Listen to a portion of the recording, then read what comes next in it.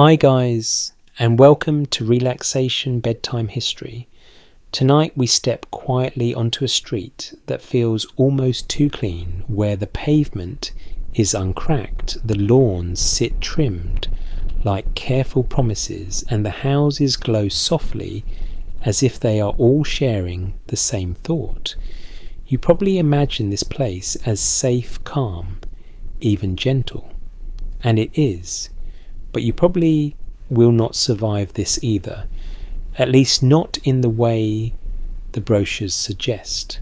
So before you get comfortable, take a moment to like the video and subscribe, but only if you genuinely enjoy what I do here.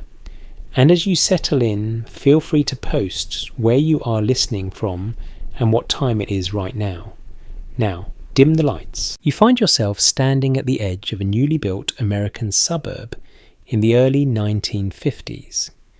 The air smells faintly of fresh paint and cut grass.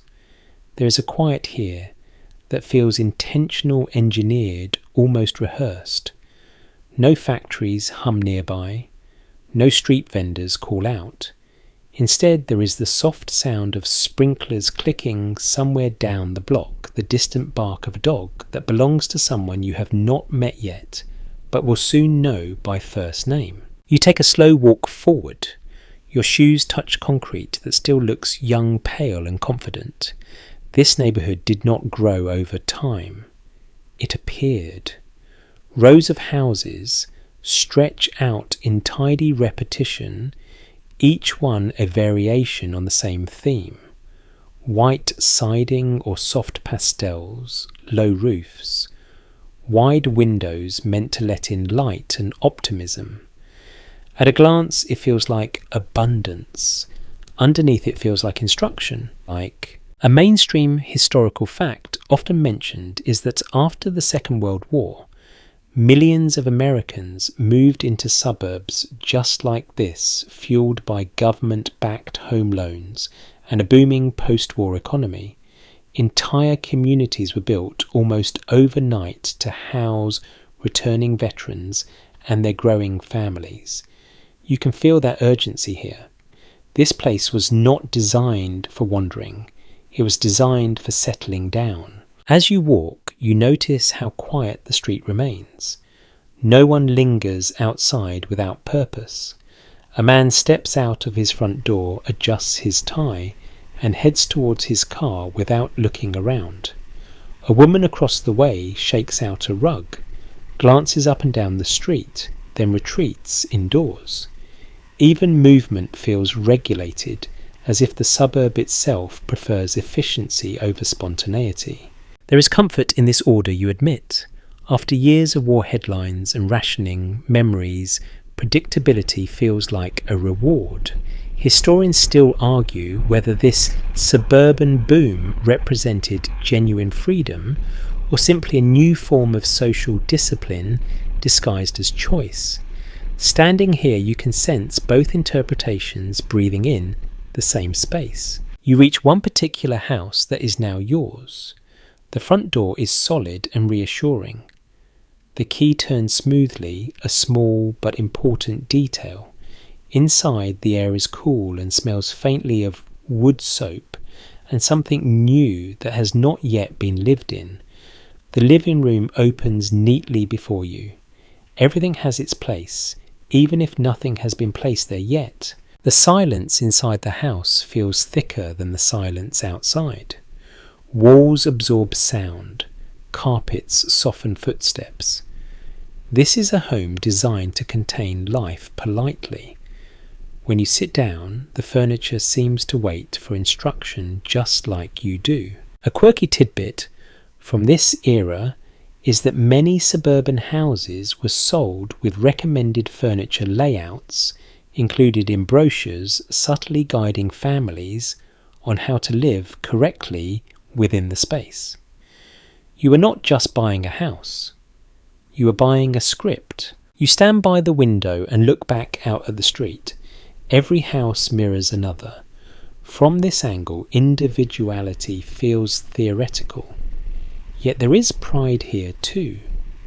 You feel it in the care taken with curtains, in the way mailboxes stand straight and freshly painted. Belonging carries its own quiet thrill. The suburb hums with invisible agreements. You will mow your lawn. You will wave politely. You will not be too loud, too different, or too curious about what others are doing behind their doors.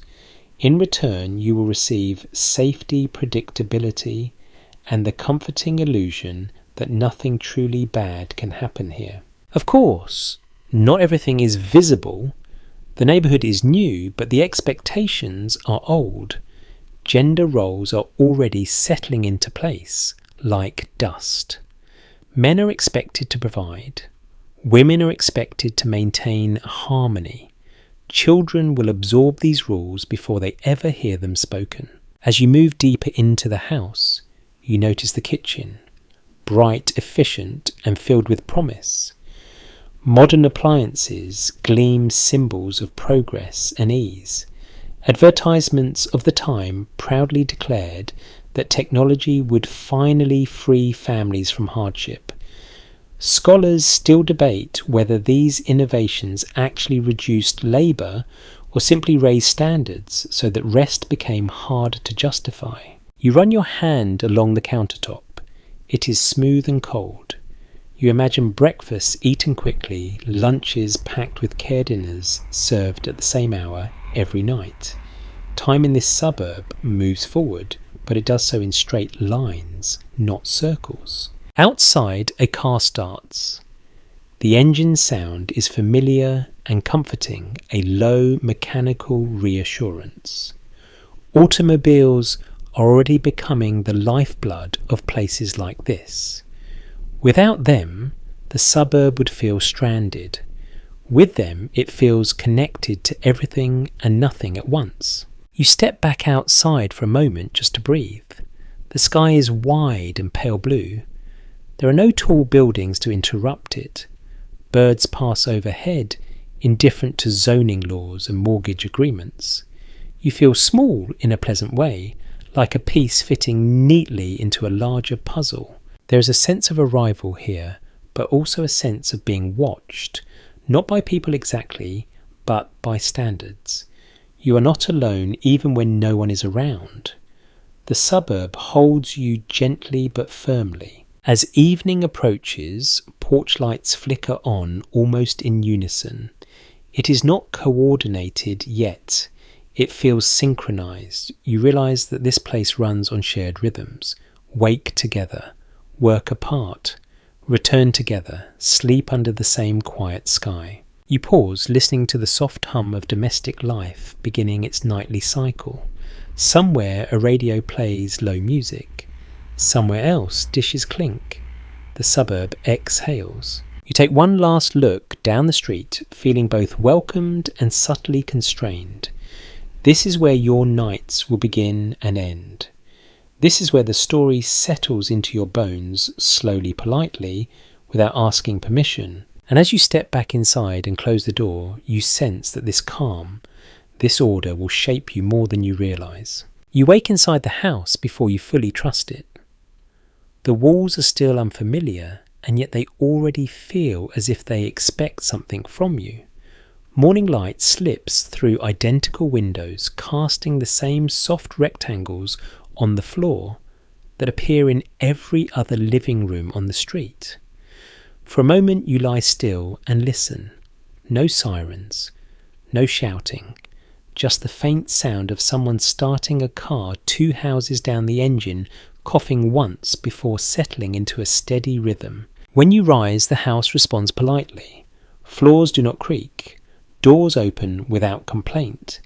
Everything here works the way it is supposed to, and that reliability is part of the promise. This house looks identical to dozens of others, but it insists on being treated as special. You are meant to feel lucky. You walk slowly through the rooms, learning their proportions with your body. The hallway is narrow enough to encourage forward motion.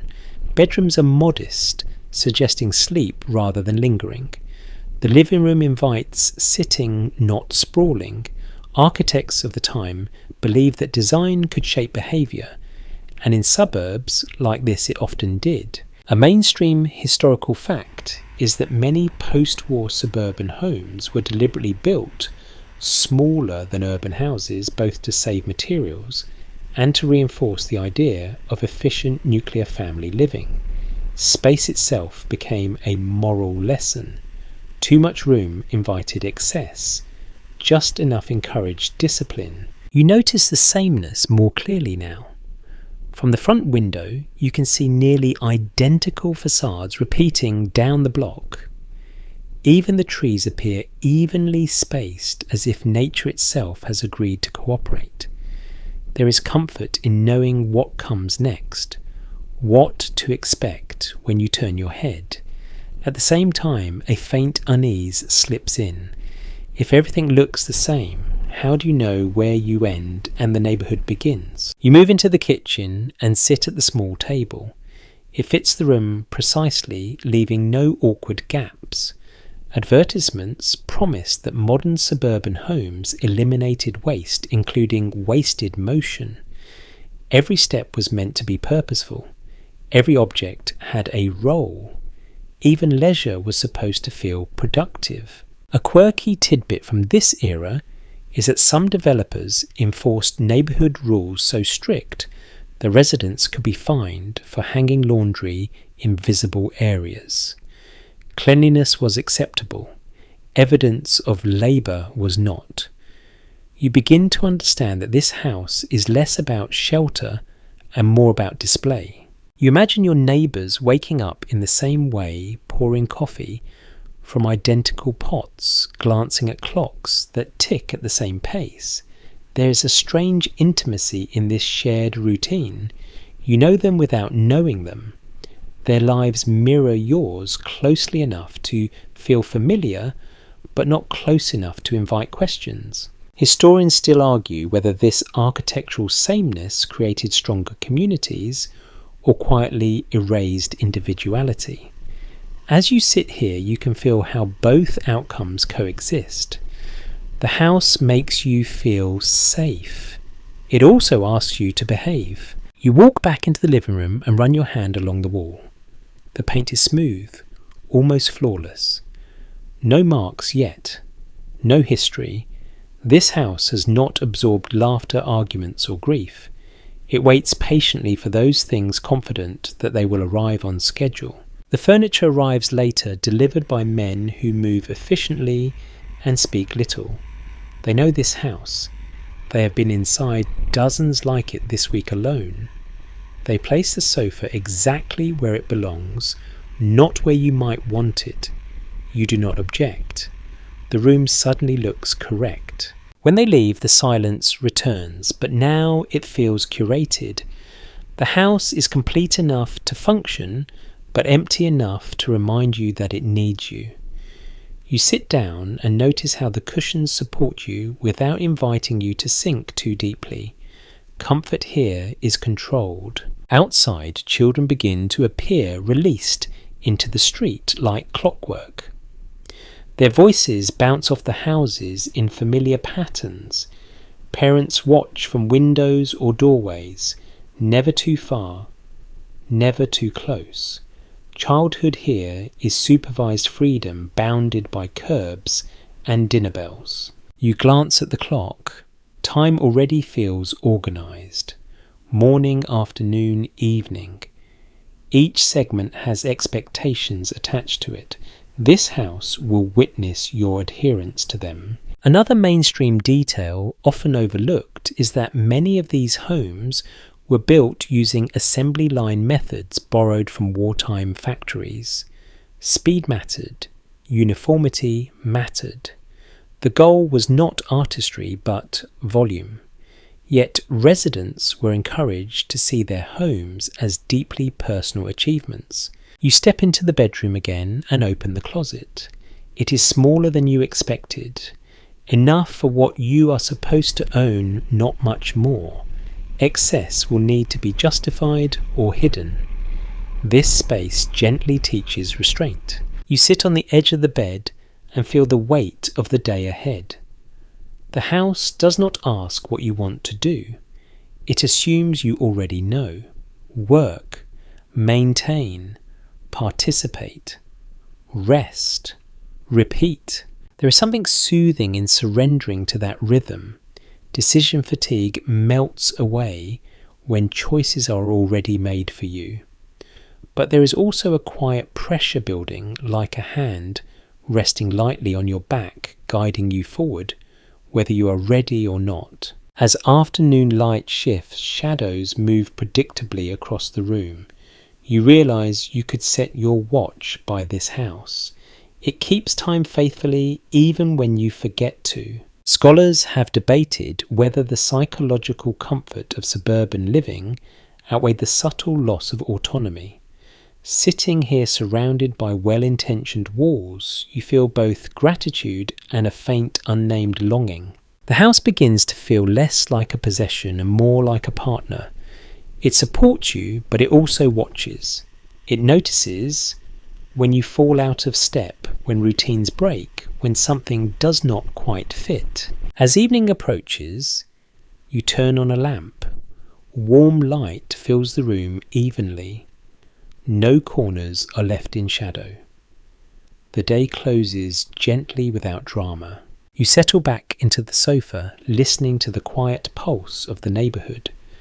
Identical houses, identical lights, identical hopes glowing softly against the dark. You breathe out, allowing the sameness to hold you for now, even as a small part of you wonders how long it will be enough. Morning arrives before you feel fully rested, not because you slept poorly, but because the day here expects an early start. The alarm clock rings with a confident insistence its sound crisp and unquestioned. You reach for it automatically, silencing it before it can disturb the rest of the house. Even waking up feels like a practiced skill. You swing your feet onto the floor and feel the cool surface beneath them. The house is quiet, but not empty. It holds the faint smell of coffee already brewing somewhere nearby, drifting in through an open kitchen window, or perhaps carried on the habits of the street itself. You dress without lingering, choosing clothes that signal readiness rather than comfort. In the kitchen, the routine unfolds smoothly. Coffee is poured. Toast browns evenly. A newspaper waits on the table, folded in a familiar way. Headlines speak of prosperity, innovation, and distant threats that feel safely abstract this early in the morning. A mainstream historical fact often noted is that by the early 1950s, morning newspapers reached a majority of American households daily, shaping shared conversations before people even left their homes. You sit at the table and eat quickly, aware of the clock without needing to look at it. Time here is not flexible, it is agreed upon. Breakfast has a purpose, and that purpose is to prepare you to leave. The house begins to wake fully now. Footsteps sound in neighbouring homes, doors open and close, engines turn over. The suburb transitions from stillness to motion in a matter of minutes, like a well-rehearsed performance. You feel yourself becoming part of it, moving in sync without effort. A quirky tidbit from this period is that many suburban families time their mornings to avoid even brief traffic congestion, creating unofficial departure windows that entire streets followed. No one announced these schedules. They simply emerged and were obeyed. You step outside and breathe in the cool air. Lawns glisten faintly with dew. Sprinklers have already done their work and shut themselves off. The street looks composed, ready to be observed. You lock the door behind you, feeling a small click of finality. Home becomes something you leave, not something you carry with you. As you walk to your car, you notice how similar this moment is for everyone around you. Men adjust jackets. Women wave from doorways. Children linger sleepily, waiting for school buses that arrive at precise times. These gestures repeat every morning, building a sense of reliability that borders on ritual. Historians still argue whether these tightly structured mornings created stability or slowly eroded spontaneity. From where you stand, it feels like both. There is relief in knowing what comes next. There is also a quiet loss in not needing to ask. The car door closes with a solid sound. You start the engine and let it idle for a moment, listening to the hum that signals readiness. Automobiles are not just transportation here. They are extensions of responsibility. Without one, participation becomes difficult. With one, expectation follows you wherever you go. You pull away from the curb and join the slow procession heading out of the neighbourhood. Cars line up politely, each driver aware of the others, all moving toward destinations that feel both personal and interchangeable.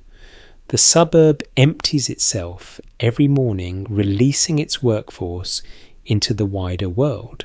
As you drive, houses pass by in steady rhythm.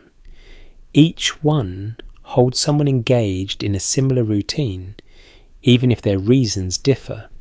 The road curves, gently guiding you outward.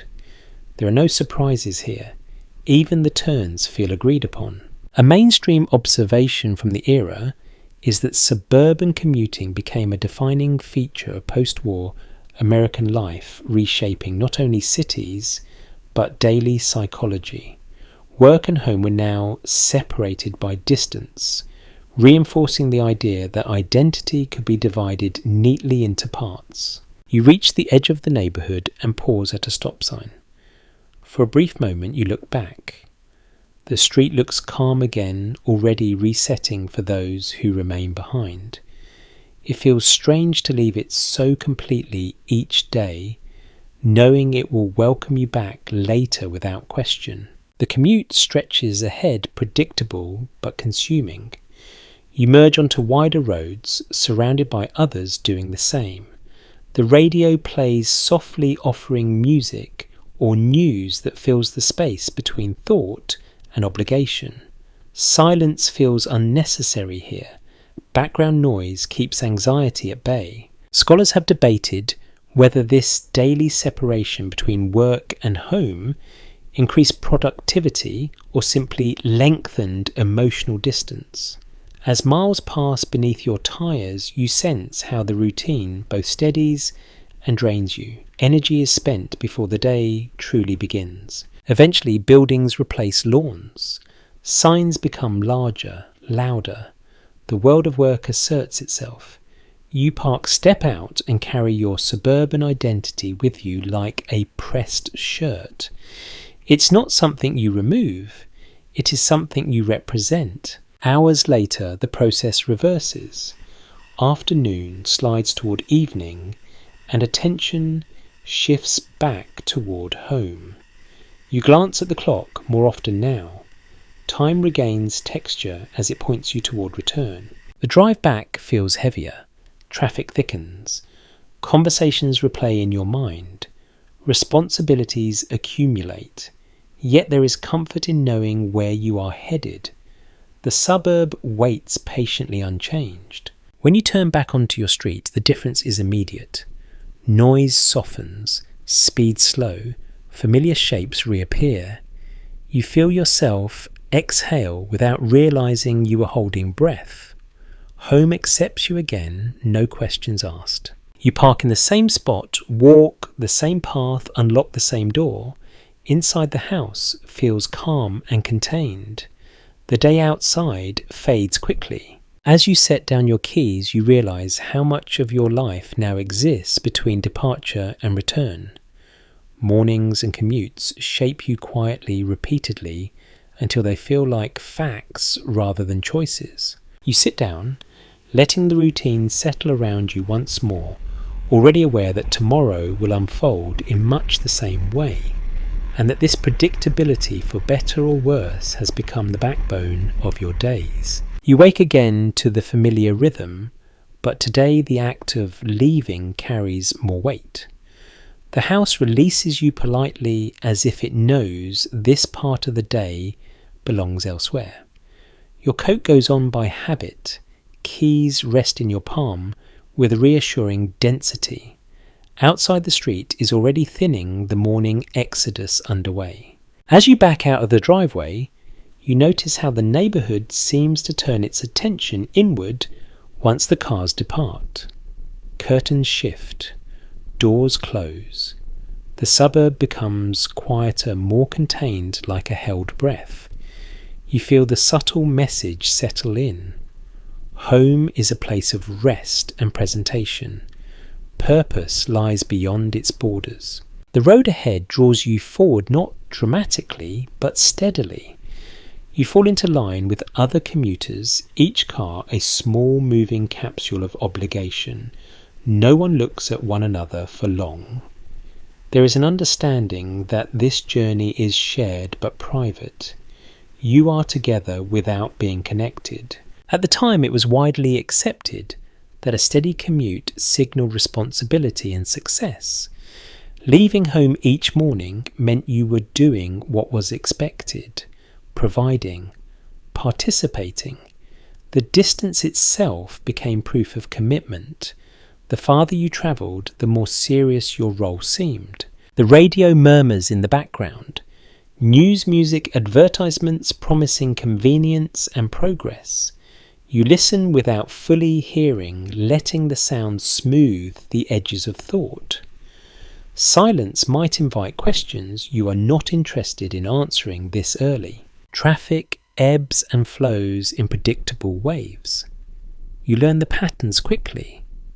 Where to slow, where to merge, where patience is required. These daily negotiations shape you quietly, teaching restraint and timing. You become skilled at arriving without incident. Something curious about this era is how commuting quickly became a source of personal pride. Men compared routes, travel times, even traffic frustrations as if they were achievements. Complaining about the drive was not really complaining. It was a way of proving you belonged to the working rhythm of the nation. As miles pass, the suburb recedes not just physically, but mentally. The neat houses and trimmed lawns give way to larger roads, taller buildings, louder signs. Your posture changes slightly, shoulders square, thoughts narrow. You are not just travelling, you are transitioning. There remains discussion among historians about whether this daily transformation strengthened identity or fractured it. Some argue that separating home and work created balance. Others suggest it demanded constant adjustment that left people quietly exhausted. You feel the truth of both positions in your body as the car hums beneath you. You arrive at your destination and step out, leaving the vehicle behind like a shell.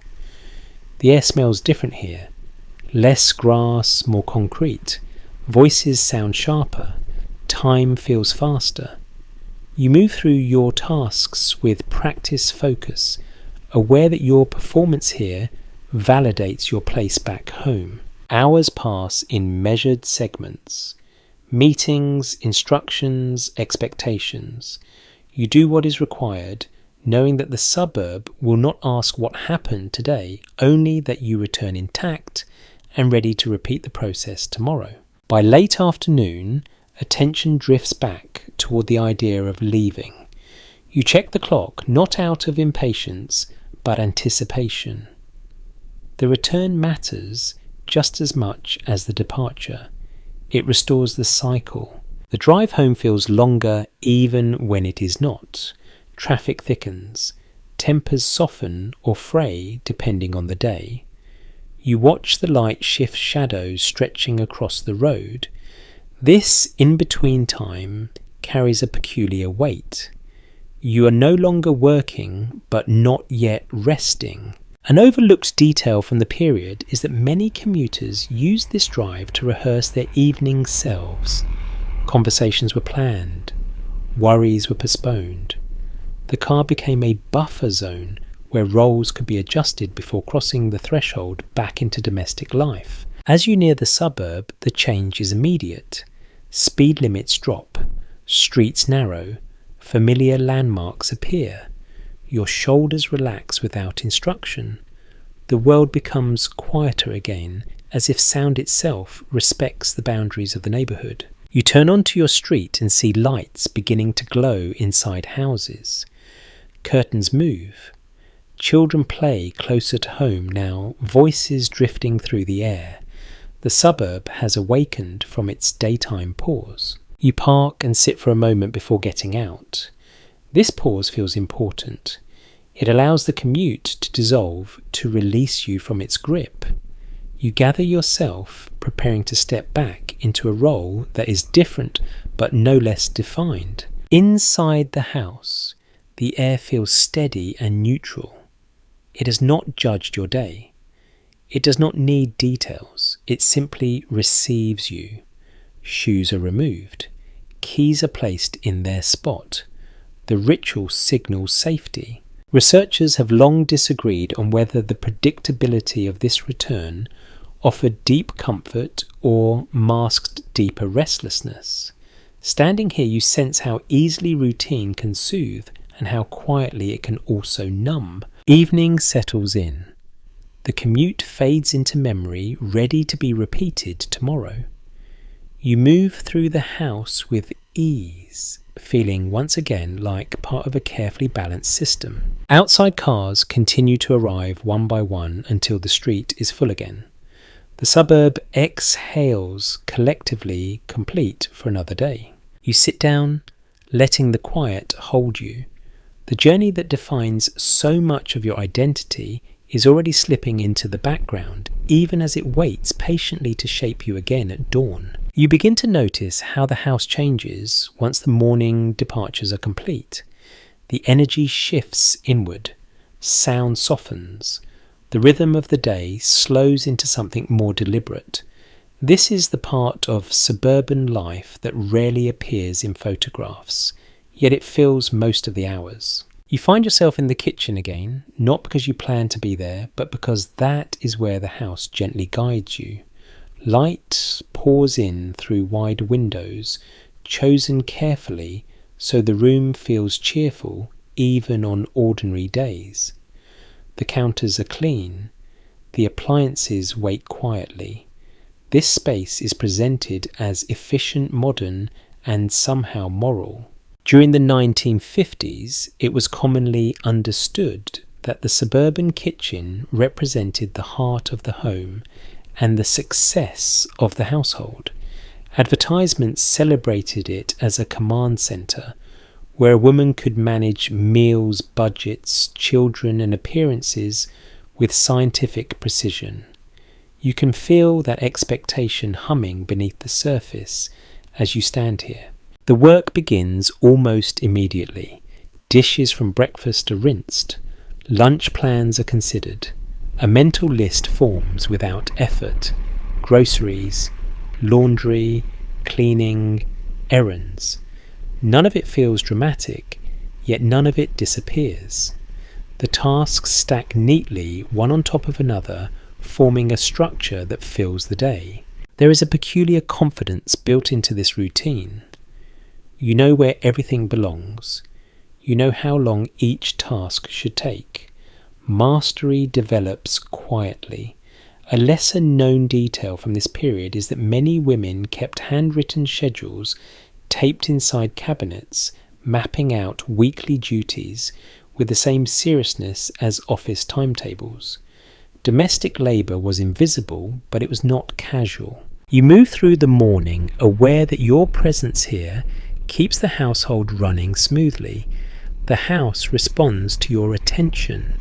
Floors stay polished. Clothes remain folded. Meals appear on time. This is power even if it is rarely named as such. Yet the boundaries are clear. The kitchen empowers you only within its walls. Beyond them, decision-making often shifts elsewhere. Some historians continue to question whether suburban domestic life offered women stability or quietly narrowed their worlds. Standing at the sink, hands in warm water, you can feel the comfort and the constraint existing side by side. Neighbours begin to appear during mid-morning. Friendly knocks, brief conversations over hedges, shared complaints about prices or weather. These interactions are polite, supportive, and carefully limited. Friendships form here, but they grow slowly and within accepted shapes. Coffee is poured again, this time not out of necessity, but ritual. Cups are held gently, voices drop. There is relief in speaking without performance, even if the topics remain safe. Children, recipes, television shows. Everyone understands which subjects invite nods and which invite silence. An overlooked habit of the era was how much emotional labour occurred during these small gatherings. Advice was offered carefully, worries were shared indirectly, support was provided without naming the need for it. The kitchen table became a quiet confessional, as long as nothing threatened the shared image of contentment. As afternoon approaches, the house grows warmer. Light shifts. Shadows stretch across the floor. You check the clock, more often now, not out of impatience, but anticipation. The return of others will reset the household dynamic again. Before that happens, you prepare. Dinner plans are finalised. Ingredients are arranged. The timing matters. Meals should be ready when expected. This punctuality is not simply practical. It communicates care, competence, and respect for the structure everyone depends on. There remains disagreement among scholars about whether these routines provided women with a sense of mastery or quietly erased personal ambition. You feel the skill involved. You also feel the repetition. Days blur together easily when measured by meals and cleaning cycles. You hear children before you see them, laughter, footsteps, doors opening and closing. The house fills with movement again. Questions are answered. Scrapes are inspected. Homework appears at the table. You manage it all smoothly, often without sitting down. Another reality of the decade was that women were encouraged to treat emotional regulation as part of their role. Keeping the household calm mattered as much as keeping it clean. Your tone stays even. Your movements remain efficient. You absorb stress so others do not have to. As the hour of return approaches, you feel a subtle shift in posture. Appearance matters again. Hair is adjusted. Aprons are removed. The house is readied not just for function, but for observation. When the front door opens, the day reaches its turning point. Greetings are exchanged. Coats are hung. The household reassembles. The work you have done becomes visible only in its absence. No mess, no delay, no disruption. Researchers still debate whether this invisibility diminished women or granted them quiet influence. You feel how decisions made here shape moods, schedules, and outcomes. Control does not always announce itself. Dinner is served. Conversation flows. You guide it gently, steering away from tension, encouraging lighter topics. The table becomes another space of subtle authority. You know when to listen, you know when to speak. As the evening continues, exhaustion settles in softly. Not the sharp tiredness of physical labour, but the deeper fatigue of constant attentiveness. When the house finally quiets, you sit for a moment alone in the kitchen once more. The room looks the same, but you do not. You have carried the day without anyone needing to notice. The power you hold is real, even if it is rarely acknowledged. You turn off the light and let the kitchen rest. Tomorrow it will expect you again. And you will answer because this rhythm has already wrapped itself gently, firmly around your life. The neighbourhood begins to tell time by sound rather than clocks. You notice it in the way afternoons swell with distant laughter, the way quiet streets suddenly fill with motion as school lets out. Children appear almost all at once, spilling from buses and bicycles, their energy scattering across lawns and sidewalks like loose change. You stand near the window or the porch, watching without appearing to watch. This is how safety is practiced here. Eyes remain present but unobtrusive. Everyone understands the arrangement. Children are allowed freedom but never absence. In the post-war years, childhood in suburbs like this was widely seen as a symbol of national success. A generation that had grown up with depression and war now watched its children play freely in newly built neighbourhoods, a visible sign that life was improving. The laughter outside carries that confidence even when no one mentions it aloud. The children move easily through the space. They know which yards are welcoming and which are not. Invisible borders exist, learned quickly and rarely tested.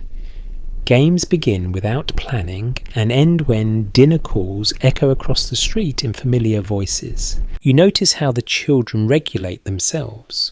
Older ones watch younger ones. Disagreements flare and settle without adult intervention. Scraped knees are inspected, then dismissed.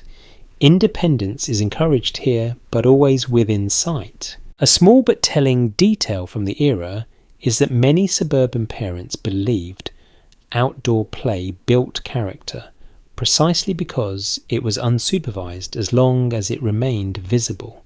Freedom was measured in distance from the front door, not in time away from it. You listen as bicycles roll past their tyres, whispering over pavement.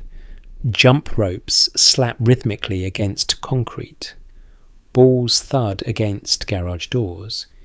Each sound marks the passage of the afternoon. You do not need a clock. The neighbourhood provides one. There's long been debate among researchers about whether this style of childhood fostered resilience or simply trained children to conform early. Watching them now, you see creativity and caution developing together. They experiment, but they do not wander far. As the sun lowers, the tone shifts. Voices soften, movements slow. Children drift closer to home, instinctively narrowing their range. Someone checks a watch. Another calls a name. One by one, doors open and close. Dinner bells do not exist, yet everyone hears them. The neighbourhood contracts gently, pulling its youngest members back inside. The street grows quieter again, holding the warmth of the day a little longer. Inside the house absorbs the return. Backpacks drop. Shoes scatter briefly before being collected. The calm of earlier hours gives way to layered activity. Homework spreads across tables. Stories spill out in fragments. You listen, nodding, asking the right questions. Education carries great weight here. School is more than instruction. It is preparation for fitting into a system that values order and reliability. At the time, many Americans viewed public schooling as a cornerstone of democracy itself, shaping not just knowledge but character. You help with assignments that emphasize memorization and neatness. Answers are expected to be clear and correct. Curiosity is encouraged, but within boundaries. Learning should lead somewhere practical. There remains disagreement among historians about whether this educational approach nurtured critical thinking or prioritized obedience.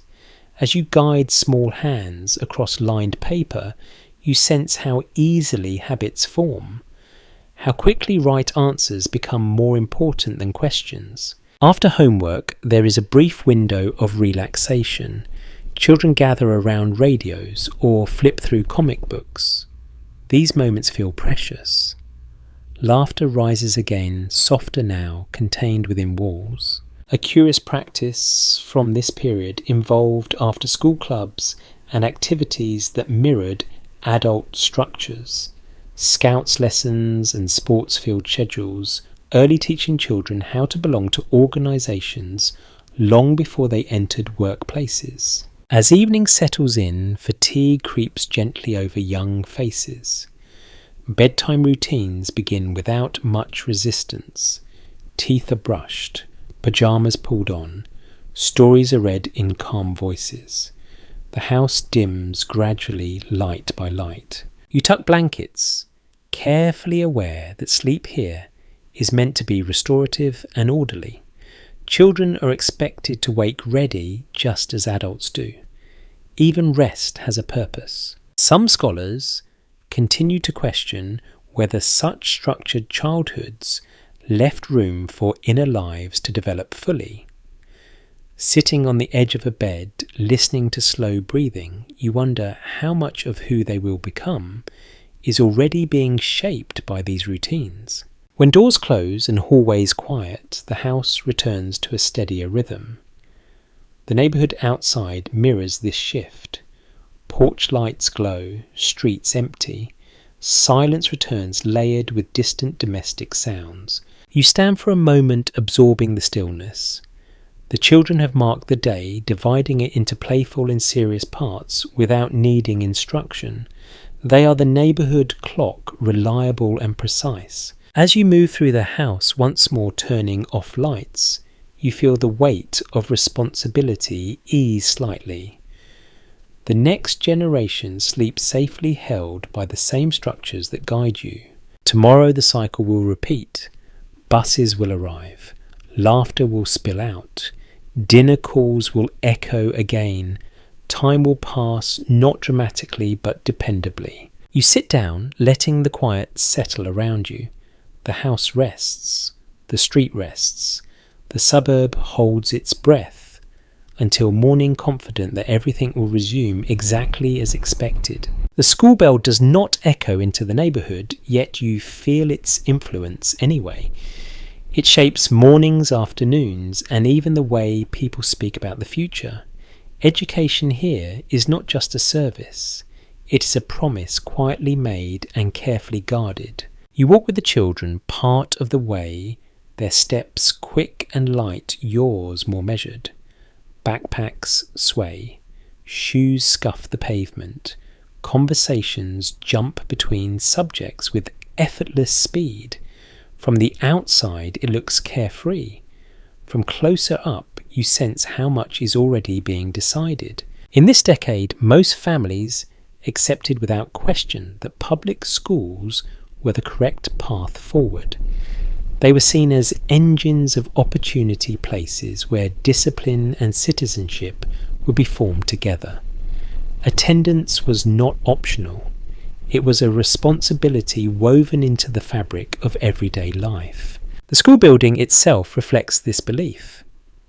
Solid brick, clean lines, wide windows meant to let in light and transparency. Inside hallways smell faintly of polish and paper. Classrooms are orderly desks aligned with purpose.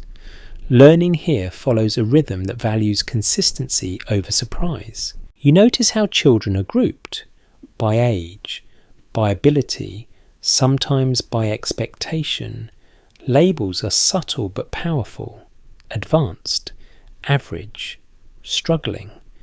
These words are rarely spoken aloud, yet they guide attention and resources with remarkable efficiency. One detail that surprises people today is how early academic pathways could begin to diverge. Counsellors and teachers often nudged students toward futures that felt practical rather than aspirational. Trades, clerical work, college. The choices seemed logical at the time, grounded in stability rather than exploration. As lessons unfold, emphasis is placed on neat handwriting, correct answers and respectful behaviour. Questions are welcome as long as they do not disrupt the flow. Creativity is encouraged within boundaries. Originality is appreciated, but only when it fits the lesson plan. There is no single scholarly consensus about whether this educational model fostered confidence or conformity. Watching students raise their hands in careful unison, you can see how both qualities develop together. Order creates safety. It also limits risk. Recess offers a brief release. Children scatter across playgrounds, voices lifting freely. Games form quickly, governed by rules that are enforced by peers rather than adults. Even play becomes a rehearsal for social life. Cooperation matters. Standing out carries consequences. Inside again, the afternoon moves steadily forward. Subjects change. Chalk dust settles. Time is divided into precise segments. Bells signal transitions. Everyone learns to move when told to stop when told. These habits sink in deeply, shaping how authority is understood. A lesser-known aspect of schooling in this era is how much emphasis was placed on civics and national identity.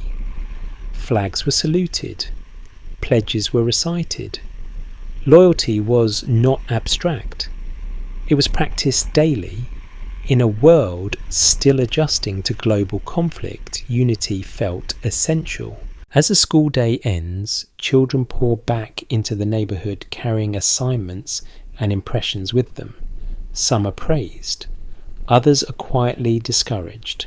Most fall somewhere in between learning where they fit long before they have words for it. Later researchers remain split over whether this early sorting helped children thrive or boxed them in too soon. Sitting at the table during homework time, you see how confidence blooms in some and hesitates in others. Praise lands differently depending on how often it is given. Homework reinforces the lesson that effort should be visible. Pages must be neat, mistakes corrected, progress measured. You help patiently aware that your tone matters. Encouragement is offered carefully designed to motivate without inflating expectations beyond what feels safe. An understated but revealing custom of the time was how closely parents monitored grades, not always out of pressure but fear. Falling behind meant vulnerability in a competitive world. Education was supposed to protect against uncertainty, not invite it. As evening settles, school fades temporarily into the background. Books are closed, papers stacked, minds drift elsewhere. Yet the influence lingers. Tomorrow's lessons already cast a faint shadow over the night. You realise that school does more than teach facts. It teaches timing. When to speak. When to wait. When to follow. These skills translate easily into adult life, especially in a suburb built on coordination and routine. Interpretations continue to differ on whether such preparation truly expanded opportunity or quietly reinforced existing hierarchies. Looking around the neighbourhood, you see how similar paths unfold again and again. Familiar careers, familiar ambitions, familiar limits. Children head to bed carrying expectations they did not choose but have already learned to accept. Dreams form within invisible fences shaped by praise, correction and comparison. You turn off the light in the hallway and pause. Education here feels steady, reassuring and undeniably powerful. It offers direction but not infinite possibilities. It prepares children to belong, which in this place matters deeply. Outside the street rests. Tomorrow backpacks will swing again. Bells will ring again. Lessons will repeat, reinforcing patterns that feel natural precisely because they are practiced daily. You sit quietly, letting the day settle. School has done its work even now. And as sleep approaches, you sense how early the lines of adult life begin to form, drawn gently, persistently by chalk on a blackboard. You begin to understand your neighbours not through conversation, but through distance. The space between houses matters here. It is measured, carefully trimmed, neatly and rarely crossed without reason. Fences are low or invisible, yet everyone knows exactly where one life ends and another begins. In the late afternoon, you step outside and notice how often people appear at the same moments each day. A woman waters her lawn at precisely the time another retrieves mail. A man washes his car while someone else sweeps a driveway. These actions feel casual, but they line up with surprising regularity, creating brief windows for polite interaction. By the middle of the 20th century, suburban planners openly believed that proximity would naturally create community. Houses were placed close enough to encourage familiarity, but far enough apart to preserve privacy. The result was a social landscape built on recognition rather than intimacy. You exchange greetings often, a nod, a smile, a brief comment about the weather. Names are known, personal histories are not. This balance feels intentional, even comforting. Too much closeness might invite judgment. Too much distance might invite suspicion. One small but revealing habit of the time involved the way neighbours borrowed items: sugar, tools, garden hoses. These exchanges were brief and transactional, carefully limited to avoid obligation. Gratitude was expressed warmly, but not excessively. Nothing lingered long enough to require explanation. You notice how voices change when people speak over hedges or across driveways. Tone remains light. Topics remain safe. Everyone understands which subjects stay off limits. Money, marriage tension, political disagreement. Silence protects harmony. There is ongoing discussion among historians about whether this kind of neighbourliness fostered genuine trust or merely surface-level civility. Standing here, you feel how easy it is to belong without being known. The neighbourhood accepts you as long as you perform the role correctly. Children move more freely between houses than adults do. They carry messages, return borrowed items, wander in and out of backyards. Their presence softens boundaries, allowing brief glimpses into other households without inviting scrutiny. As evening approaches, the neighbourhood becomes more watchful. Porch lights come on. Doors remain open a little longer. Conversations stretch slightly, but never too far. The unspoken rule is clear: be friendly, not familiar. An often overlooked custom from this era was the informal monitoring that occurred through windows and yards. People noticed who returned home late, who argued, who deviated from routine. This attention was rarely malicious, but it was persistent. Order was maintained collectively. You sense it when you linger outside longer than usual. A curtain shifts.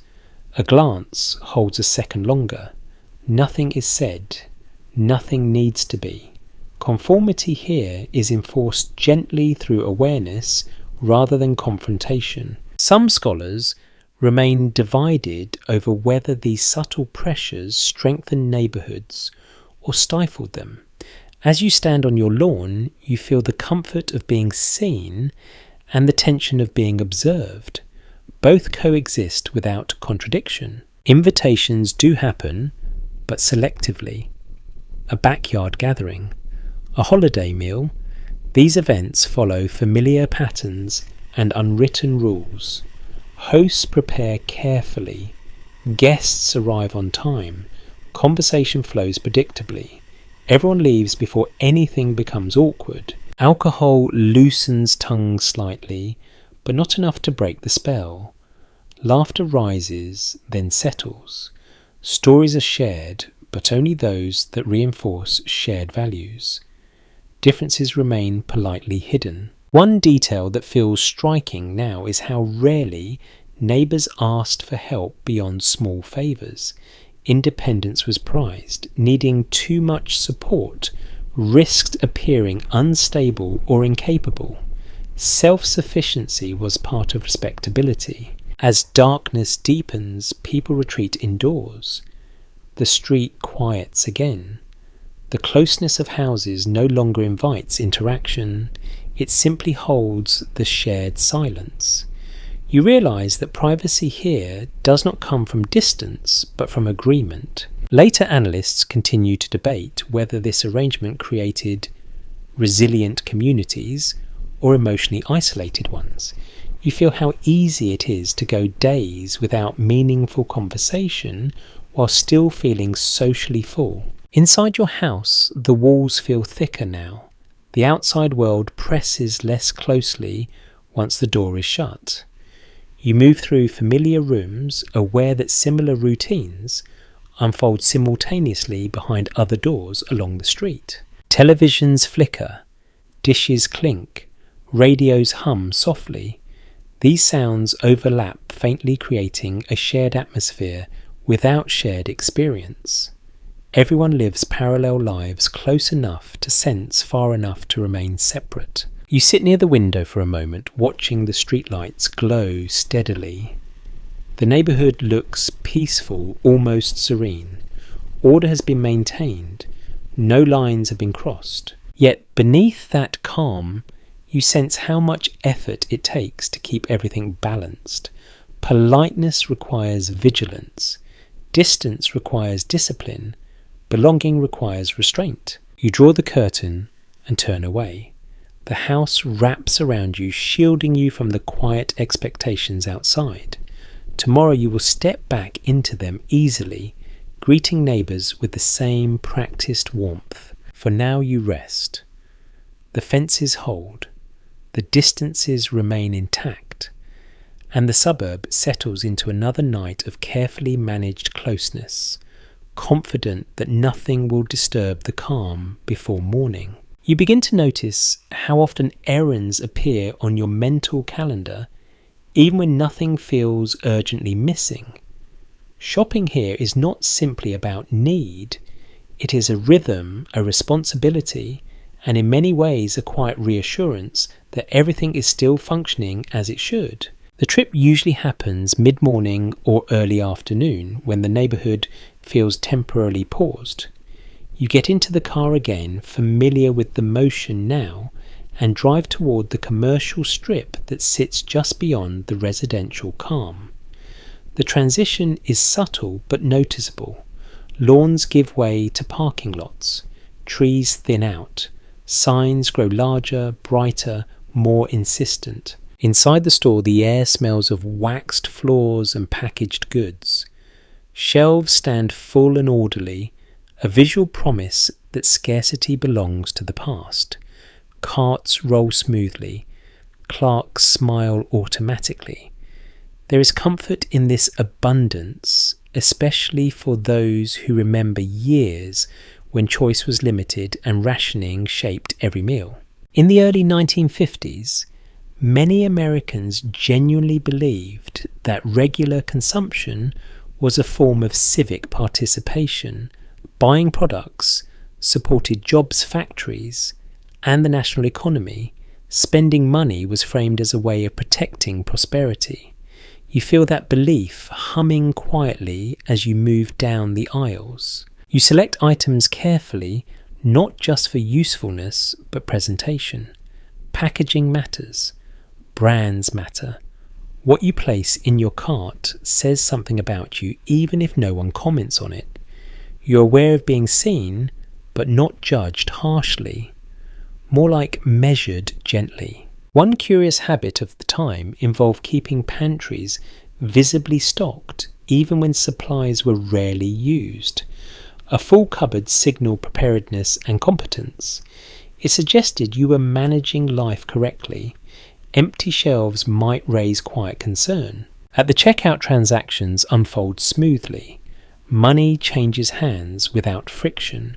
Receipts are folded and placed neatly into wallets. There's a sense of order here that mirrors the suburb itself.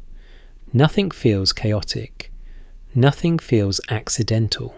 Later commentators have struggled to agree on whether this emphasis on consumption empowered families or trapped them in cycles of comparison. Standing in line, you notice how easily you glance into other carts, how quickly you register similarities and differences without conscious effort. The drive home feels lighter, the car carrying tangible proof of productivity, groceries in the back seat, supplies accounted for. You return to the house with a sense of completion even before anything is unpacked. Inside, the ritual continues. Items are placed in their proper locations. Labels face forward. Older goods move to the front.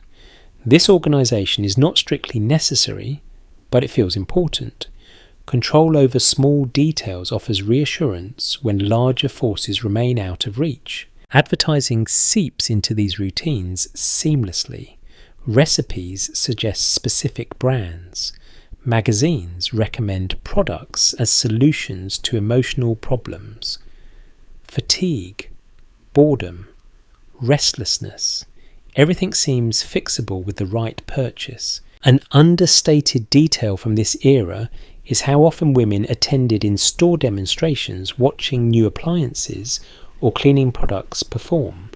These events were social as well as practical, reinforcing the idea that modern living required constant updating. Some analysts continue to wrestle with the question of whether consumer culture genuinely increased happiness or merely redefined dissatisfaction. As you stacked cans neatly in the pantry, you feel both satisfaction and the faint awareness that something newer, better, or more efficient will soon appear. Shopping lists grow longer over time, not shorter. Expectations rise quietly. What once felt like luxury becomes standard. Refrigerators fill, closets thicken. The house absorbs objects, readily always leaving room for more. Children learn these patterns early. They recognize logos before reading words. They understand which items feel normal and which feel indulgent. Preferences form quickly shaped by repetition rather than need. You notice how often conversation circles back to purchases. A neighbour mentions a new vacuum. Another praises a brand of coffee. These exchanges are not shallow.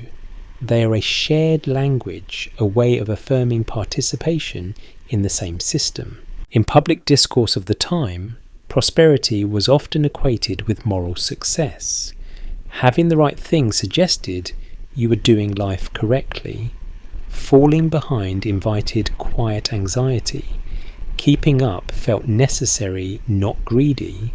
There remains disagreement among scholars about whether this mindset strengthened social cohesion or intensified pressure.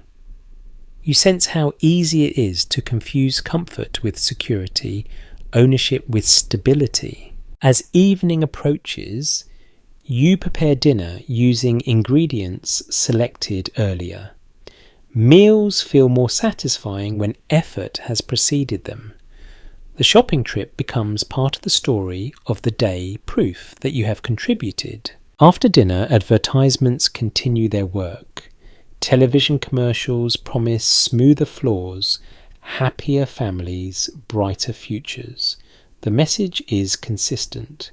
Improvement is always available and it is always for sale. You do not feel manipulated exactly. The promises align neatly with your hopes, ease, calm, belonging. Shopping offers the illusion of control over these desires. Before bed, you glance at tomorrow's list. Milk, bread, something for the children. The errands never truly end. They simply rotate. As you turn off the light, you feel reassured by the presence of full shelves and stocked drawers. The house feels prepared. The future feels manageable, at least in small increments. Outside store signs dim, parking lots empty. The commercial strip rests until morning, ready to receive you again. You settle into bed carrying the quiet comfort of having done your part. In this world, buying things is more than habit. It is participation proof that you belong to a system that promises stability through abundance. And as sleep approaches, that promise holds softly, persistently, asking nothing more than your continued attention tomorrow. Evenings begin to reorganize themselves around a single glowing object in the living room. At first, it feels like a novelty, something slightly magical, something guests comment on with admiration. Then, almost without noticing, it becomes the anchor of the night. You finish dinner and move towards the sofa, drawn by habit rather than intention. The television waits patiently, dark and reflective, until you turn it on. When it comes to life, the room changes instantly. Light flickers across familiar walls. Faces appear. Voices arrive from far away, yet speak as if they know you. In many households, during the early 1950s, television ownership spread with remarkable speed. Families who had never considered screens essential suddenly planned furniture layouts around them. Living rooms quietly rotated, no longer centered on conversation or radio, but on the soft glow of broadcast schedules. You settle in feeling the day loosen its grip. The television asks nothing of you except attention. After hours of structure and expectation that feels like relief, programs unfold predictably. Comedies reassure. Variety shows distract. News segments deliver the world in measured doses that feel manageable. One small but striking habit of the time involved how families adjusted their evenings to programming schedules. Dinner times shifted, bedtimes moved. Entire routines bent gently around broadcast hours, creating a shared national rhythm without anyone needing to coordinate it. As you watch, the room grows quieter. Conversation thins. Words are saved for commercials or pauses. Silence no longer feels empty, it feels occupied. The screen fills it easily. The content itself carries subtle lessons. Families on screen look a certain way. Conflicts resolve neatly. Authority figures speak confidently. Problems are temporary and solvable. This presentation seeps in slowly, shaping expectations without announcing itself. Later assessments have never fully agreed on whether television strengthened family bonds by bringing people together or weakened them by reducing conversation. Sitting here, you sense how closeness and distance coexist. You share space, but not focus. Advertisements punctuate the evening with promises: better cleaning products, happier children, smoother lives. The message feels friendly, almost helpful. Solutions appear simple. Improvement feels just one purchase away. You notice how often products advertised on screen resemble items already in your home. Recognition creates comfort. Familiar brands suggest reliability. New ones hint at progress. Desire slips in quietly without pressure. Children absorb the screen differently. They lean forward. They laugh loudly. They repeat jingles. Characters become reference points in play and conversation. The television teaches them what stories look like, what humour sounds like, what normal feels like. There is something oddly intimate about sharing these moments with strangers who never see you. Performers speak directly to the camera, collapsing distance. You feel included, even known without having to respond. Over time, the television begins to regulate emotion. After difficult days, you turn it on to smooth the edges. When energy runs low, it fills the gap. When silence feels heavy, it offers noise without demand. Observers looking back have struggled to decide whether this constant presence expanded awareness or dulled it. You sense how easy it is to accept the screen as background to let it shape mood without conscious agreement. As the evening progresses, programs end. Theme music plays. Credits roll. The television does not linger emotionally, it simply moves on. You follow ready for the next offering. At a certain hour, the screen goes dark again. Broadcasts end. The living room returns to itself. The sudden quiet feels noticeable, almost fragile. Without the glow, the space feels larger, emptier. You stand and stretch, aware of time passing. The television has marked the evening more precisely than any clock. You know it is late because the programs have changed, not because you checked the hour. Before heading to bed, you glance back at the set.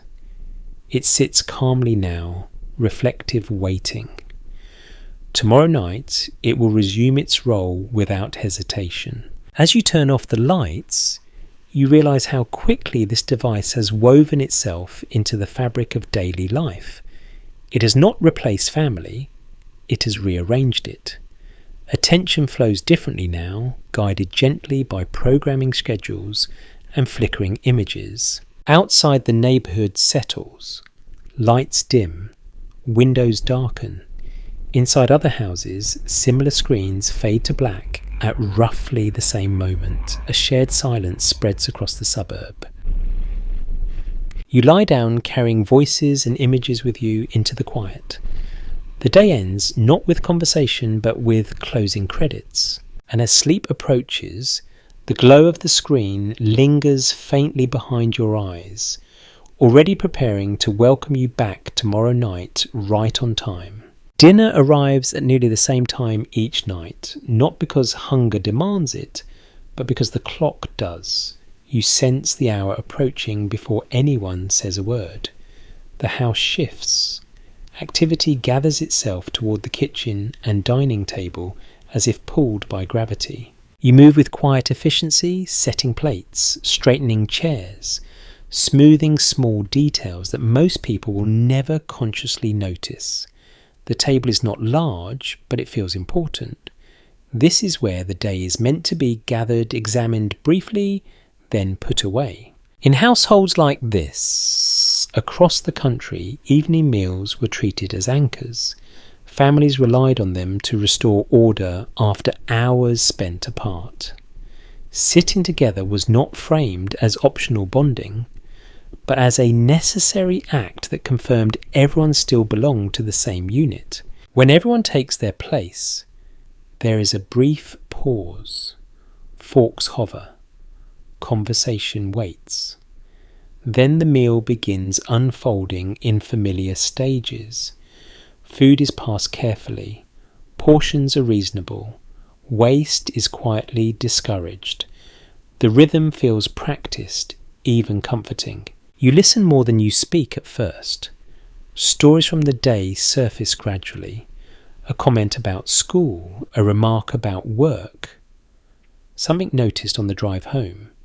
These details are offered lightly, rarely examined deeply. The table is not a place for unravelling. It is a place for smoothing.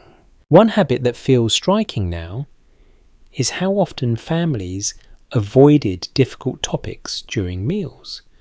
Conflict was postponed. Worries were softened. The goal was not honesty but harmony. Dinner was meant to restore calm, not disrupt it. Children are expected to sit properly, chew carefully, and wait their turn to speak.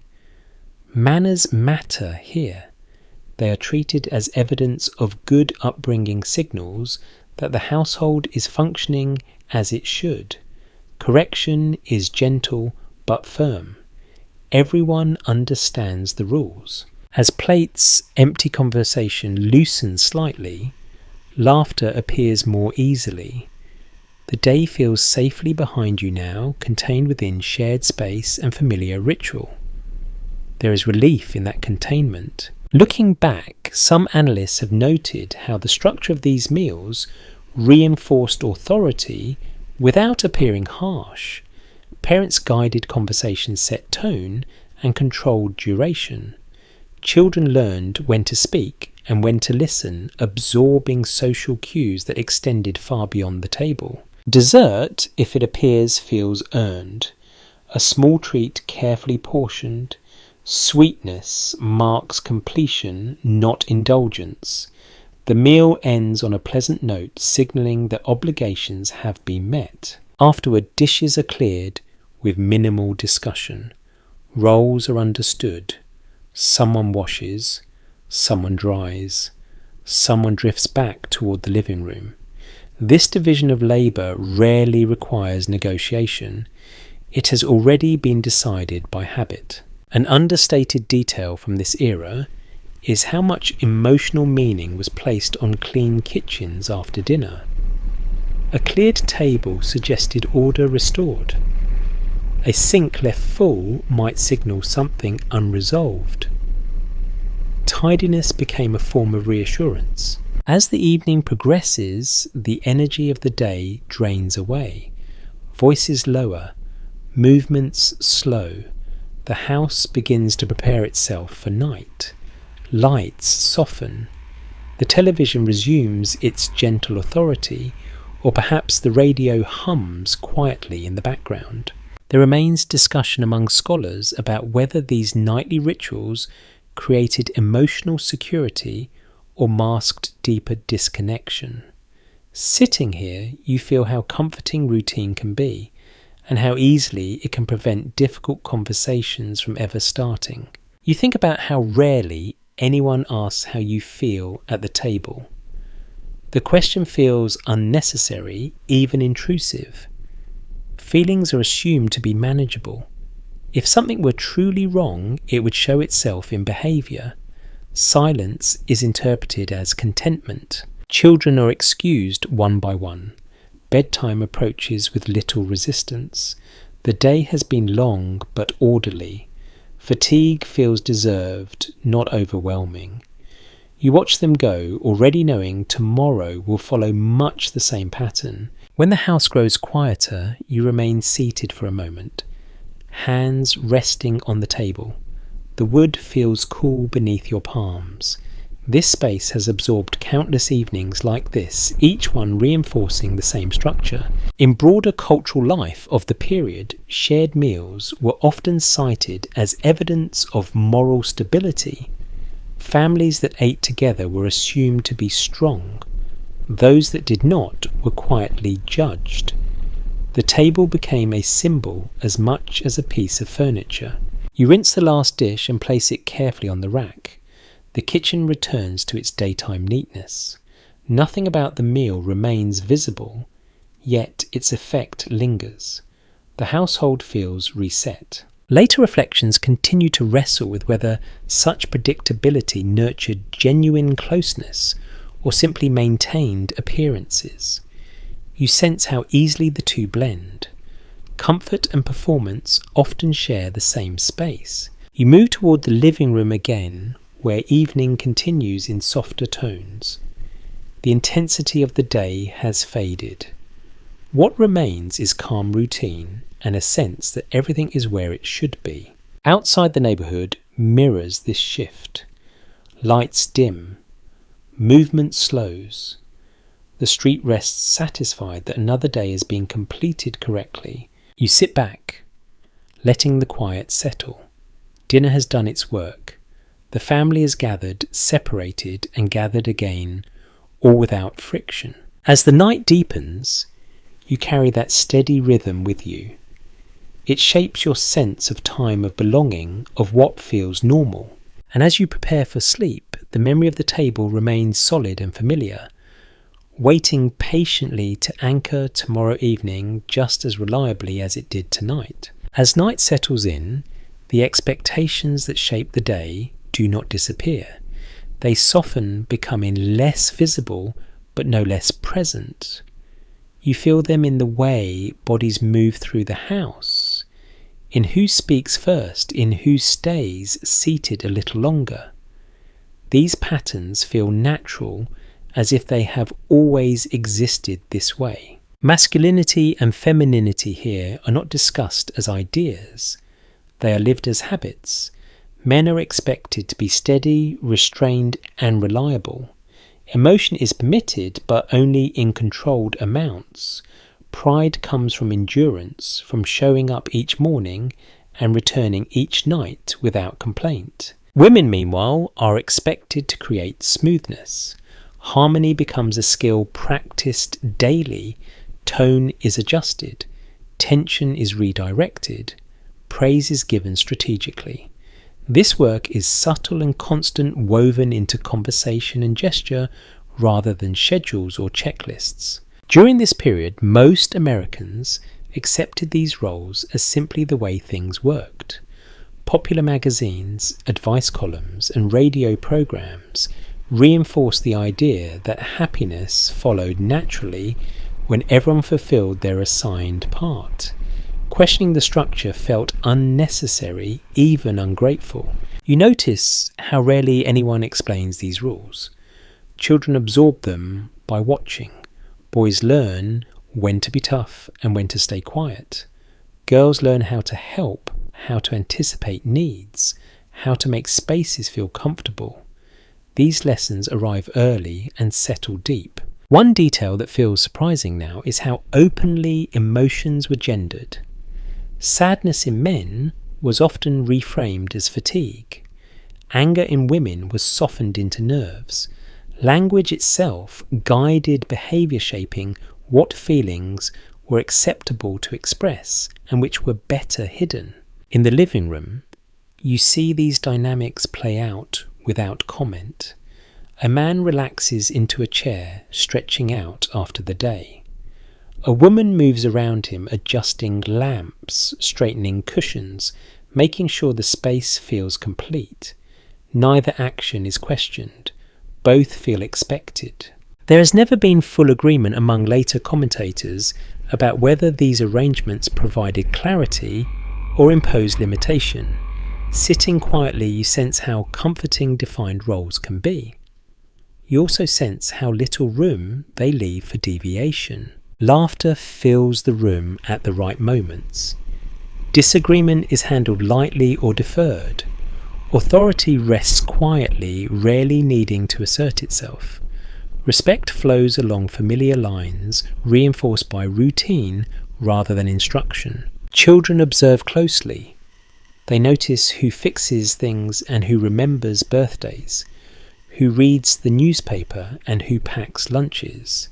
These observations shape ambition and self-understanding long before adulthood arrives. An understated custom from this era involved how parents praised behaviour differently depending on gender. Boys were encouraged for initiative and strength, girls for helpfulness and appearance. Compliments taught children not just what they did well, but what they were supposed to value.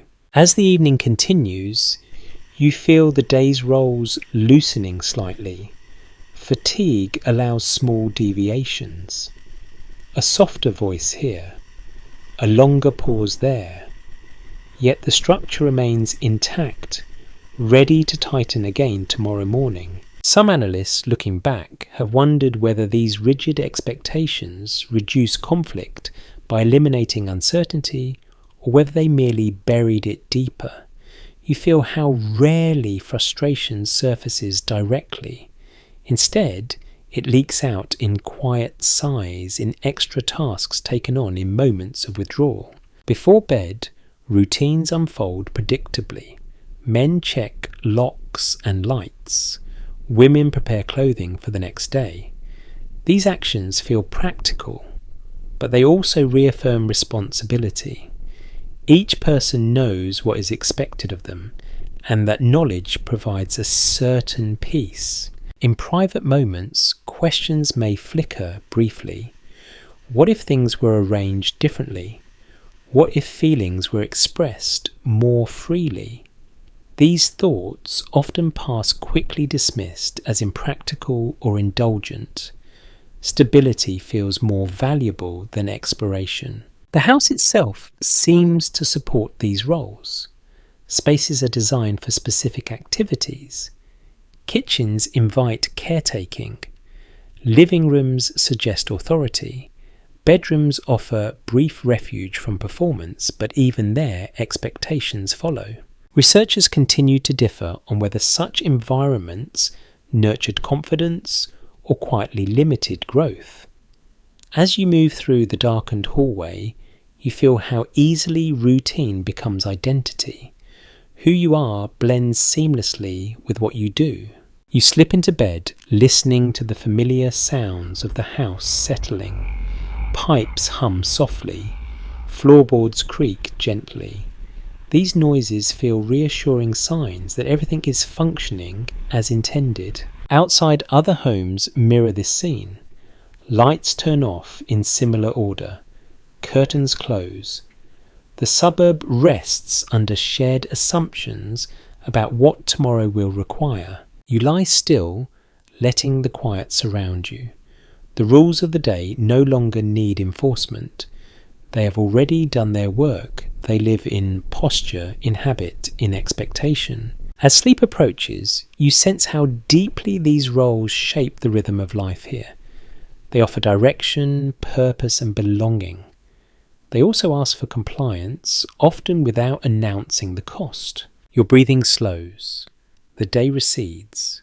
Tomorrow will ask you to step back into these patterns effortlessly, just as you have done before. For now, you rest within them, held gently by a world that values order, clarity, and certainty above all else, even when that certainty leaves little room to wonder who you might be otherwise. You notice absence before you notice presence. It shows up in small, quiet ways. In the faces you see every day and the ones you never do. In school photographs pinned to refrigerators. In the couples walking together after dinner. In the unspoken assumption that everyone here shares the same background, the same story, the same starting point. The suburb presents itself as universal, yet it feels remarkably uniform. Houses may vary slightly in colour or trim, but the people moving through them often look strikingly similar. This sameness is rarely commented on. It is treated as coincidence or not noticed at all. When you drive through the neighbourhood, you realise how rarely anything challenges that visual consistency. New families arrive, but they tend to fit easily into the existing pattern. The community welcomes them warmly as long as nothing feels unfamiliar. Comfort depends on recognition.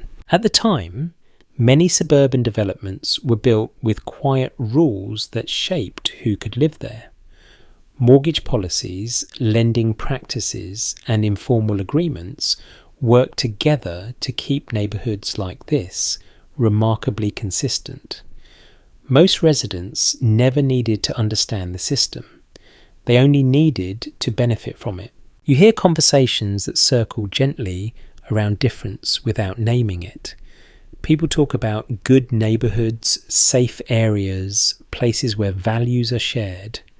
The language sounds harmless, even sensible, yet it draws lines as clearly as any fence. Children absorb these cues early. They notice who is invited to birthday parties and who is not. They hear how adults describe other parts of town. Words like rough changing or uncertain carry weight long before their meanings are fully understood. There is a strange comfort in not having to explain yourself. You fit without effort. You belong without question. This ease feels natural, even earned. It is easy to mistake it for neutrality. One afternoon, you pass through a different part of town while running errands. The houses look older. The sidewalks feel narrower. The air carries different sounds. You sense the shift immediately, even if you cannot articulate why. When you return home, the familiar calm settles over you again like a blanket. Inside the suburb, difference often exists only as an idea. It appears in newspaper headlines, television reports, or distant political discussions. Rarely does it cross the threshold of daily life. This distance allows concern without involvement, sympathy without disruption. You notice how children ask questions that adults answer quickly, redirecting attention before curiosity deepens. Explanations are brief. Complications are postponed. There will be time for that later, people say. Later rarely arrives. The neighbourhood presents itself as fair and open, yet opportunity feels unevenly distributed beyond its borders. The comfort you enjoy depends partly on what has been kept out. This truth does not announce itself. It rests quietly beneath routines. Even social events reflect this pattern. Gatherings feel warm and inclusive, but only within familiar boundaries. Everyone knows how to behave, what to say, what not to mention. Harmony is preserved through shared silence as much as shared values. You realise how rarely you hear certain stories told firsthand. Experiences of struggle, exclusion, or difference arrive second-hand, filtered through media or commentary. Without direct contact, it becomes easy to reduce them to abstractions. At school, lessons about equality and fairness are presented with confidence. Children recite ideals that feel genuine. Yet the world they return to after the bell rings does not always reflect those words. The contradiction sits quietly unresolved. You sense how powerful normality can be. When a way of life feels standard, it stops being questioned. It becomes the baseline against which everything else is measured. Difference then feels like deviation rather than variation. Some evenings, as you sit in the living room, watching the television, glow stories from elsewhere flicker across the screen. Marches, speeches, tension in cities far away. The tone is serious but distant. You feel concern but also relief that such intensity remains elsewhere. The suburb offers insulation not just from noise or danger, but from complexity. Life here feels manageable because so many variables have been removed. This simplification is soothing, especially after decades of upheaval. You also sense faintly that this calm depends on ignoring certain truths. The order you enjoy is not accidental. It is maintained through decisions made long before you arrived, decisions that continue to shape who belongs and who remains outside. When night falls, the street looks peaceful. Porch lights glow, curtains close. From the outside, the neighbourhood appears unified, stable, complete. The absence that defines it remains invisible. Inside your home, you prepare for sleep, wrapped in quiet reassurance. You do not feel threatened. You do not feel excluded. That in itself is a kind of privilege, though the word is not used here. As you drift toward rest, the thought passes briefly through your mind that comfort and fairness are not always the same thing. The idea feels heavy, and you let it go. Tomorrow will bring its own routines, its own familiar ease. The suburb holds steady through the night, unchanged by questions it does not ask. And you sleep within it, surrounded by sameness, sheltered from difference, carried gently by a world that feels complete, precisely because so much remains unseen. Sunday arrives with a different texture. The morning feels slower, softer, as if the suburb itself has agreed to ease its pace. You wake without an alarm light slipping gently through curtains instead of demanding attention. The house does not rush you today, it waits. Clothing choices change. Fabrics feel more formal, colours more restrained. Shoes are polished. Hair is checked twice. There is a quiet understanding that appearances matter a little more on this day, not out of vanity but respect. You are about to be seen in a different context. As you step outside, the street looks subtly transformed. Cars are cleaner. Lawns appear freshly trimmed. Doors open at similar times, releasing families who move with purpose, but without hurry. Greetings feel warmer today, voices softer, as if everyone has agreed to keep the peace. The building you arrive at does not need to be grand to feel important. Whether it is a church with white columns, a brick structure with modest stained glass, or a simple hall adapted for worship, it carries weight through repetition. Week after week, people gather here, reinforcing not just belief, but belonging. Inside, the air smells faintly of wood fabric and something comforting you cannot quite name. Voices lower instinctively. Movements become deliberate. You take a seat among familiar faces, aware that this space rearranges social life in ways the rest of the week does not. For many families in suburbs like this, attending services was less about doctrine and more about rhythm. It structured the week, offered reassurance, and provided a place where questions felt less urgent. Faith here often worked quietly, reinforcing values already lived at home. Children sit beside parents, absorbing cues as much as words. They learn when to stand, when to sit, when to be still. These lessons mirror those taught elsewhere, but here they feel elevated, wrapped in something larger than daily routine. Music fills the space, steady and predictable.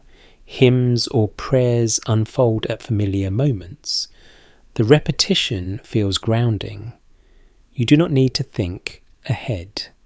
You know what comes next. There is comfort in that certainty. Afterward, people linger. Conversations bloom easily in this setting. Compliments are exchanged. Concerns are shared gently. News travels quickly here, carried through handshakes and smiles.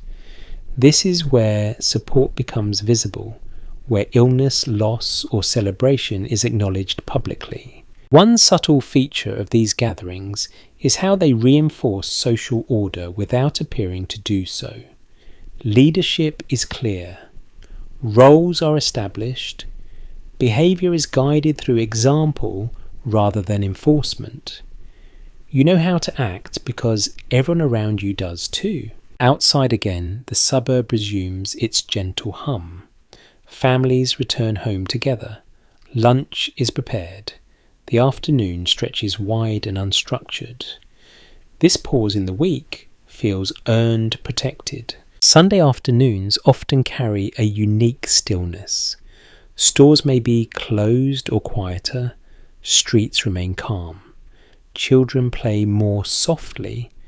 Adults read newspapers or nap without guilt. Time loosens its grip, allowing thought to wander briefly. In living rooms across the neighbourhood, radios played low music or broadcasts of sermons for those who stayed home. These sounds drift through open windows, overlapping gently, creating a shared atmosphere even when families remain apart. You sense how belief here extends beyond theology. It shapes manners, expectations, and the way people talk about right and wrong. Certain behaviours feel obviously acceptable. Others feel quietly discouraged. The lines are rarely explained. They are felt. Dinner on this day tends to arrive earlier, lighter, more relaxed. The mood is reflective rather than practical. Conversations drift toward gratitude plans or mild worries about the coming week. There is space to breathe before routine tightens again. As evening approaches, a faint melancholy sometimes settles in. The quiet cannot last. Tomorrow will bring schedules, obligations, and structure. Sunday exists as a brief clearing, a reminder that life can slow, even if only temporarily. Children sense this shift too. Homework may be checked, bags prepared, bedtimes enforced gently but firmly.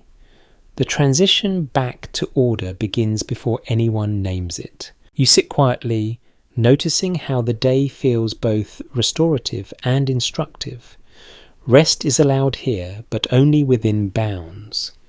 Leisure is framed as preparation, not escape. Even relaxation has a purpose. As darkness deepens, the neighbourhood settles into familiar patterns once more. Porch lights glow, curtains draw. The week resets itself quietly. In your own home, you prepare for sleep with a sense of calm that feels slightly different from other nights. There is reassurance in knowing you have aligned yourself correctly, that you have participated in something shared.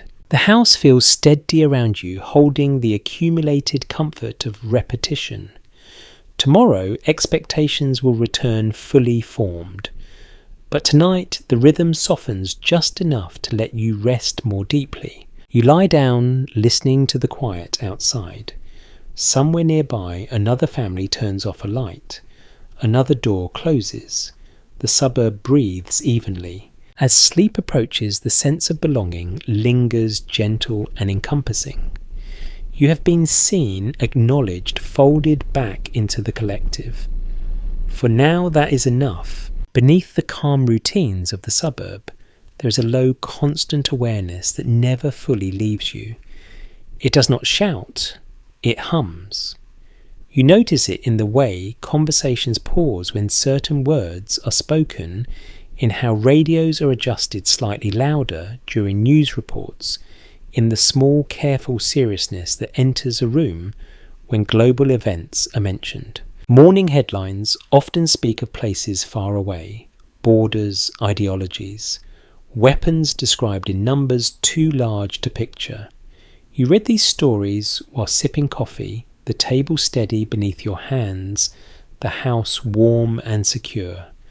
The distance between those words and your daily life feels immense and yet not imaginary. In this decade, it is simply understood that the world is divided into opposing visions of the future. This understanding does not require constant discussion. It sits in the background, shaping priorities and behaviour without demanding attention every hour. You notice how language shifts subtly. Certain phrases carry approval, others invite suspicion. Loyalty is assumed, but also quietly monitored. Being on the right side of things feels important, even if the sides themselves feel abstract. At school, children practice drills that feel like games, but carry serious instructions: duck, cover, stay still. The exercises are explained as precautions, not predictions. Adults smile reassuringly, insisting that preparation is simply sensible. The children accept this easily, folding it into their understanding of how the world works. One detail that feels strangely normal here is the presence of pamphlets and diagrams tucked into drawers or pinned near calendars. They explain what to do if something unimaginable occurs. The paper feels thin. The advice feels confident. The contradiction goes unremarked. Even entertainment reflects this undercurrent. Films and radio dramas feature heroes who defend values rather than just people. Villains feel symbolic as much as personal. Stories resolve cleanly, restoring order by the final act. You leave reassured, believing that problems can be contained. During neighbourhood conversations, concerns surface indirectly. Someone mentions international news while trimming a hedge. Another comments on military spending while washing a car. These remarks are brief, almost casual, as if lingering too long might invite discomfort. You sense how fear has been transformed into vigilance. Worry is reframed as responsibility. Staying informed becomes a civic duty. Ignorance feels dangerous, but obsession feels impolite. Balance is prized. In the privacy of the home, discussions sometimes deepen. After the children are asleep, voices lower. Questions emerge cautiously. How safe are we really? How much control do we have? These moments are brief, often interrupted by fatigue or habit. The house prefers stability to speculation. There are evenings when sirens are tested. Their sound cuts through the calm, sharp and unsettling. You pause whatever you are doing, listening until the noise fades. Then you resume heart beating slightly faster, pretending nothing happened. The suburb absorbs these moments quickly. Lawns remain trimmed, schedules hold. The surface does not crack. The routine itself becomes a shield offering reassurance through repetition. Some people lean into preparation. Supplies are stored neatly. Plans are discussed quietly. Others choose not to think about it at all, trusting that systems and leaders will manage what individuals cannot. Both approaches coexist without conflict. Children grow up with this background awareness shaping their imagination. Threat exists, but it feels distant and controlled. Safety drills become as ordinary as fire drills. The extraordinary becomes routine through repetition. You notice how the future is spoken about cautiously. Optimism remains, but it is measured. Dreams focus on stability rather than transformation. A good life is one that continues uninterrupted. As night falls, the television delivers the final news broadcast. Anchors speak calmly even when topics are grave. Their tone reassures. The day ends without alarm. You turn off the set feeling informed, not alarmed. Outside the street looks unchanged. Porch lights glow softly. No signs of danger appear. The distance between global tension and local peace stretches wide again. You move through the house checking locks, turning off lights. These actions feel practical, but they also offer comfort. Small gestures of control matter in a world that feels vast and unpredictable. In bed, thoughts drift briefly toward uncertainty, then return to familiar images. The shape of the ceiling, the sound of breathing, the knowledge that tomorrow will likely unfold just like today. The quiet here is deliberate, maintained through shared belief that calm must be protected. The suburb does not deny fear, it contains it. As sleep settles in, the hum fades into the background. The world beyond remains complicated, divided, restless, but here for now, order holds. You rest within that order, carried gently by routine and reassurance, trusting that morning will arrive as expected, bringing coffee headlines and the steady comfort of another ordinary day. Preparation arrives quietly, dressed as reassurance. You notice it first in the hallway closet, where extra items sit stacked neatly, rarely touched, but never discarded. Canned food, flashlights, a folded pamphlet tucked between household papers.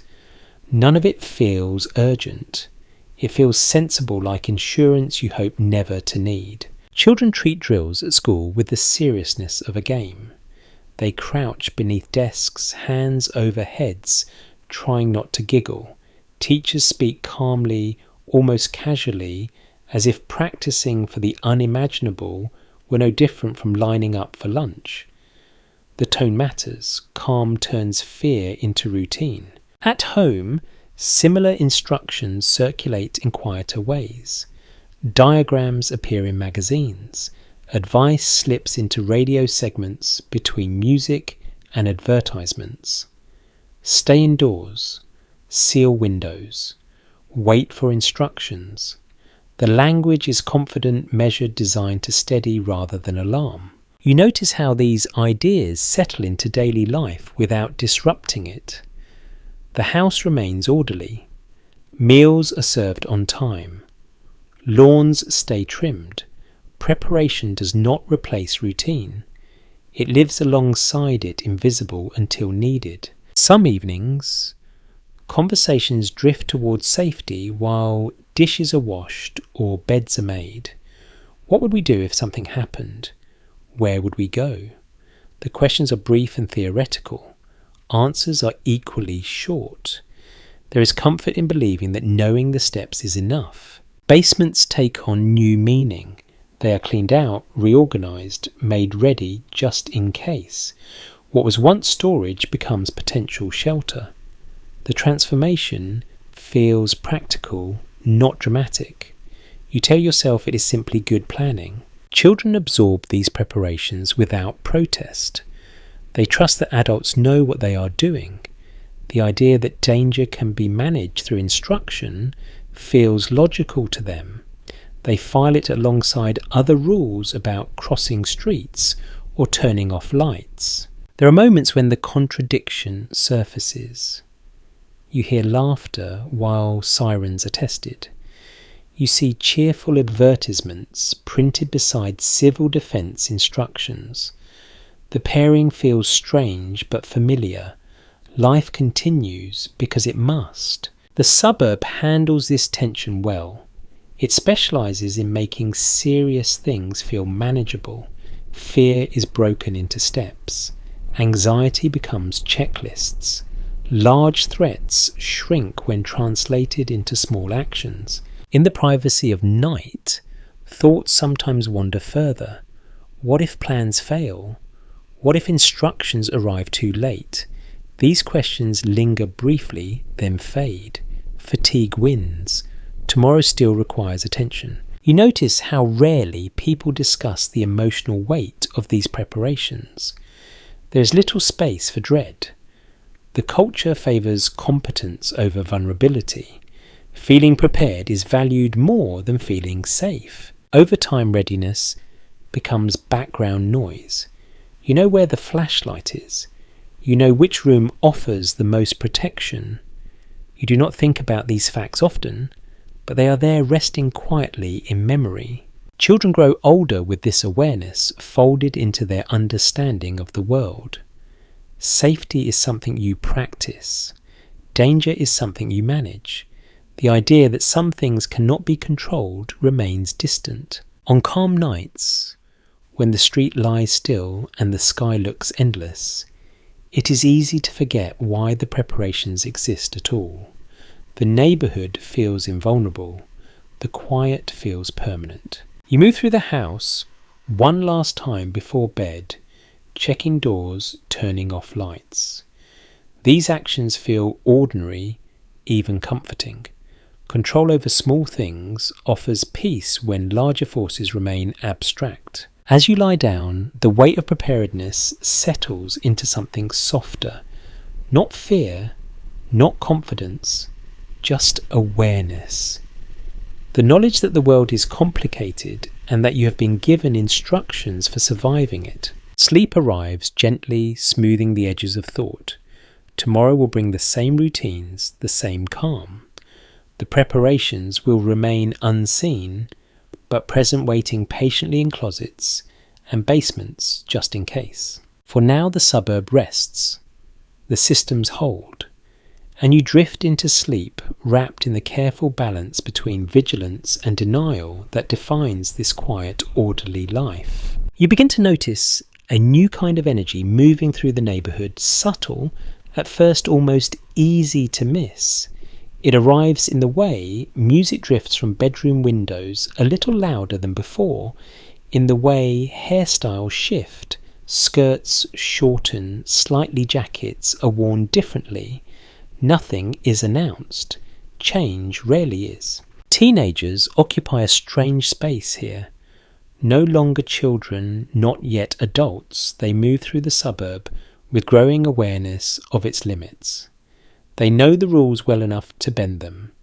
They understand expectations clearly enough to test them without openly breaking away. In the afternoons, they gather on stoops near garages at the edges of parks. Their conversations feel faster, sharper. Laughter comes easily, but so does impatience. They are restless in a way that children are not, and adults no longer remember being. Music matters deeply now. Records are played and replayed, needle-tracing grooves, until sound becomes memory. The rhythms feel different from what fills living rooms at night. Louder, more urgent. Lyrics hint at freedom, longing, and dissatisfaction without fully explaining themselves. Parents hear this music and feel a quiet unease they struggle to name. It does not sound dangerous exactly, just unfamiliar. Volume becomes the acceptable complaint, masking deeper discomfort with what the sound represents. Clothing becomes another signal. Jeans are worn tighter. Shirts are tucked less carefully. Small choices carry weight. Appearance turns into a language once spoken fluently by those who feel most constrained. You notice how quickly teenagers learn where the boundaries lie, which streets are watched more closely, which hours invite scrutiny, which adults ask questions, and which look the other way. This knowledge spreads without instruction, passed along through glances and tone. Cars begin to matter in new ways, not just as transportation, but as refuge. A parked car with the radio on offers privacy in a world that rarely allows it. Conversations deepen there, voices lowered, windows cracked just enough. Dating introduces another layer of tension. Expectations are clear, but feelings rarely follow instructions. Curfews are set, rules are enforced, yet desire does not respect schedules. The resulting negotiations shape evenings and futures alike.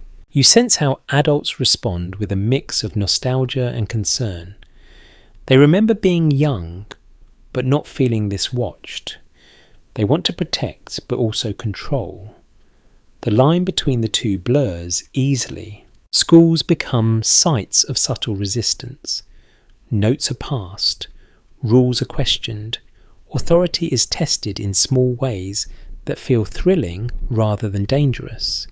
Detention becomes a story rather than a punishment. Television and movies offer images that complicate things further. Teenagers see versions of life that feel bigger, messier, more intense than their own. Comparison creeps in quietly. The suburb begins to feel smaller by contrast. Some evenings, arguments flare briefly at dinner tables. Haircuts are criticised. Grades are scrutinised. Silence stretches longer than usual. Everyone senses that something is shifting, even if no one has language for it yet. You notice how often adults dismiss teenage dissatisfaction as a phase. This framing makes it easier to manage, but it also minimises what feels very real to those experiencing it. Feelings are intense because everything is new. Friendships take on enormous importance. Belonging to the right group can make the suburb feel bearable. Being excluded can make it feel suffocating. Social hierarchies form quickly and feel permanent, even though they will not last. There are moments of rebellion that remain small but meaningful. Staying out 5 minutes late, speaking back once, choosing not to care about something that used to matter. These acts feel enormous in the moment, private victories against an invisible system. Adults respond by tightening rules slightly, just enough to restore balance. Earlier curfews, stricter expectations, more reminders about consequences. The structure adapts, trying to hold. You realise how much the future weighs on these young lives. Choices feel final even when they are not. Careers, marriage, reputation, everything seems to be decided early, leaving little room for exploration. Late at night, after households quiet down, teenagers lie awake listening to distant traffic or radio static, imagining lives that feel larger and freer. These dreams do not yet have shape. They exist as feelings rather than plans. The suburb notices this restlessness without fully understanding it. It responds with more guidance, more structure, more reassurance that everything will work out if the rules are followed. For some, that promise still holds. For others, it begins to feel thin. You watch these changes unfold gradually, like hairline cracks in a familiar surface. The neighbourhood remains calm. Lawns stay trimmed, schedules hold, yet beneath it all, something is stirring. The generation growing up here will not experience the suburb the same way their parents did. They inherit its comforts, but also its constraints. They feel gratitude and impatience in equal measure. As night settles in, you hear laughter drifting from a group of teenagers gathered under a streetlight. The sound is carefree but edged with urgency. They are laughing not just at jokes, but at the feeling of being almost free. You turn away and head inside, aware that this energy will not disappear. It will grow, reshape itself, push outward. The suburb has given them stability, but it has also given them something to push against. You lie down, listening to the faint echo of music somewhere nearby. The sound fades, replaced by quiet. Tomorrow will look much like today. But the future you sense is already knocking softly, waiting for someone to open the door. The car waits for you long before you understand how much it will change the shape of your life. It sits in the driveway like a promise, made of metal and glass, quietly powerful, always ready. At first it feels practical, then it becomes essential. Eventually it feels invisible, like an extension of your own body. You notice how everything here is spaced with the car in mind. Streets curve gently, encouraging steady movement rather than lingering. Driveways stretch wide. Garages attach themselves to houses like extra rooms. Walking feels optional. Driving feels assumed. You slide into the seat and close the door, sealing yourself into a private world. The engine starts with a familiar sound that signals independence. Inside this space, you choose the music. You control the direction. You decide when to stop and when to keep going. For adults, the car represents responsibility. It carries you to work, to stores, to obligations that define your place in the system. Being without one feels limiting, even suspicious. Participation depends on mobility, and mobility depends on ownership. For teenagers, the car means something else entirely. It offers escape without departure. You can leave home without leaving town. You can sit somewhere that belongs to you, even if only temporarily.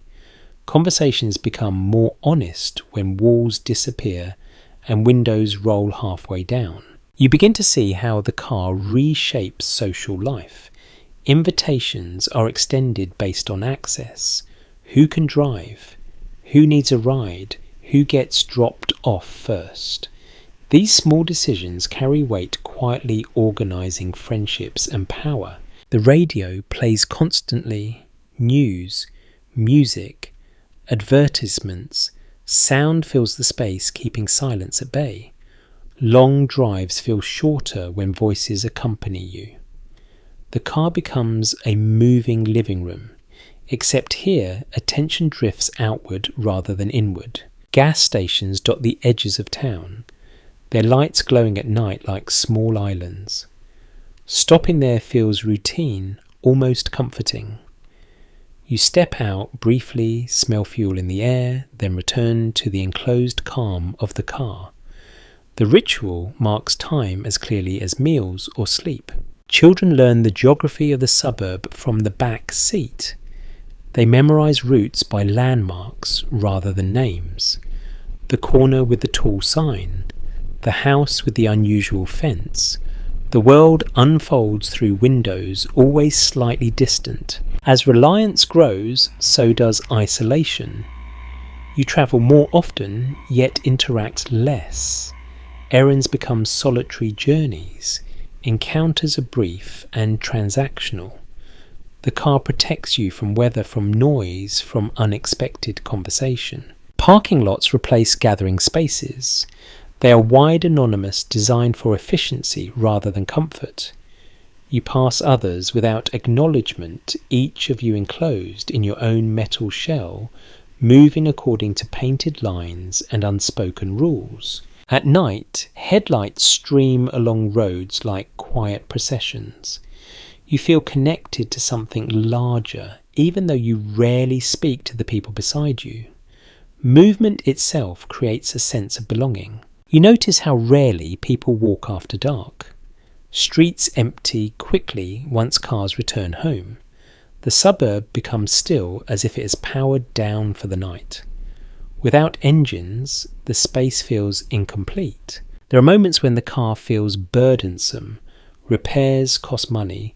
Maintenance demands attention. Breakdowns disrupt schedules. Dependence reveals its price in small frustrations that accumulate quietly. Yet the convenience remains undeniable. Distance shrinks. Choice expands. You can live far from work, far from stores, far from others, and still function smoothly. The car makes separation possible without sacrifice. Children grow up assuming this arrangement is normal. They imagine futures that include keys in pockets, engines starting on command. Freedom feels tied to horsepower rather than proximity. You sense how the car subtly changes the meaning of home. The house becomes a destination rather than a centre. Life happens in transit between places measured in miles and minutes rather than steps. On long drives, thoughts wander. The steady motion invites reflection. You rehearse conversations. You replay moments. The road offers time that feels productive, even when nothing is accomplished. You pull back into the driveway at the end of the day, engine cooling with soft ticks. The house waits unchanged. The transition from movement to stillness feels abrupt. You sit for a moment before getting out, letting the day settle. Inside the car fades from thought, even though it will shape tomorrow just as much. It rests quietly outside, ready to carry you again. As night deepens, the suburb grows silent, broken only by the occasional passing vehicle. Each one marks someone else moving through their own private space, guided by headlights and habit. You lie down, aware that the car has expanded your world while narrowing how you experience it. It offers freedom wrapped in routine independence, paired with distance. Sleep arrives gently, carrying images of roads stretching ahead, curving predictably, leading outward and back again. Tomorrow you will follow them without thinking, trusting the machine to take you where you are expected to go. The car waits patiently in the dark, a quiet partner in this life of movement, and returns shaping the suburb as surely as the houses themselves. Free time arrives, disguised as relief. After days measured by alarms, bells and schedules, leisure appears almost generous, as if the suburb itself has decided to reward you. The afternoon stretches open unclaimed, yet not entirely free. You sense immediately that this time carries expectations of its own. Lawns demand attention first. Grass grows quickly here, encouraged by careful watering and quiet competition. You step outside with tools in hand, aware that others are doing the same. The sound of mowers rises and falls across the neighbourhood in loose coordination, each one marking participation without words. The lawn is not just grass, it is a statement. Evenness suggests care. Length suggests discipline. Neglect reads as something more personal. You move methodically, pushing straight lines back and forth, leaving visible proof of effort behind you. Children play nearby, weaving around your work without noticing its symbolism. To them, the yard is a space for games, not messages. They lie in the grass, stare at the sky, run until breathless. Their freedom contrasts sharply with the care you take to maintain order. Backyards offer a different kind of leisure. Barbecues are prepared. Folding chairs appear. Drinks are poured carefully. Conversation flows easily here, lighter than indoors, buffered by open air. Laughter carries further, rising above fences before settling again. You notice how people dress for these moments. Casual but deliberate, relaxed but presentable.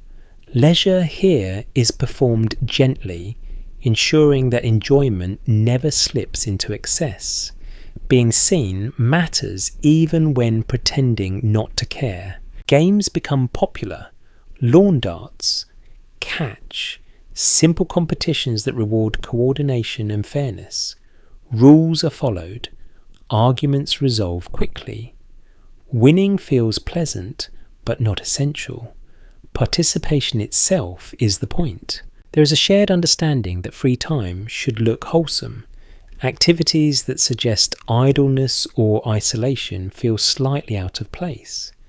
Relaxation is acceptable as long as it remains visible and productive in some way. You sit for a moment watching neighbours move through their own versions of rest. Someone trims hedges. Someone washes a car already clean. Someone rearranges patio furniture that will not be used. Motion continues even in moments meant for pause. Inside leisure takes quieter forms. Reading the newspaper cover to cover, listening to the radio, watching children play from a shaded window. These activities feel restorative but still purposeful. Time is filled, not wasted. You notice how rarely anyone simply sits without doing something.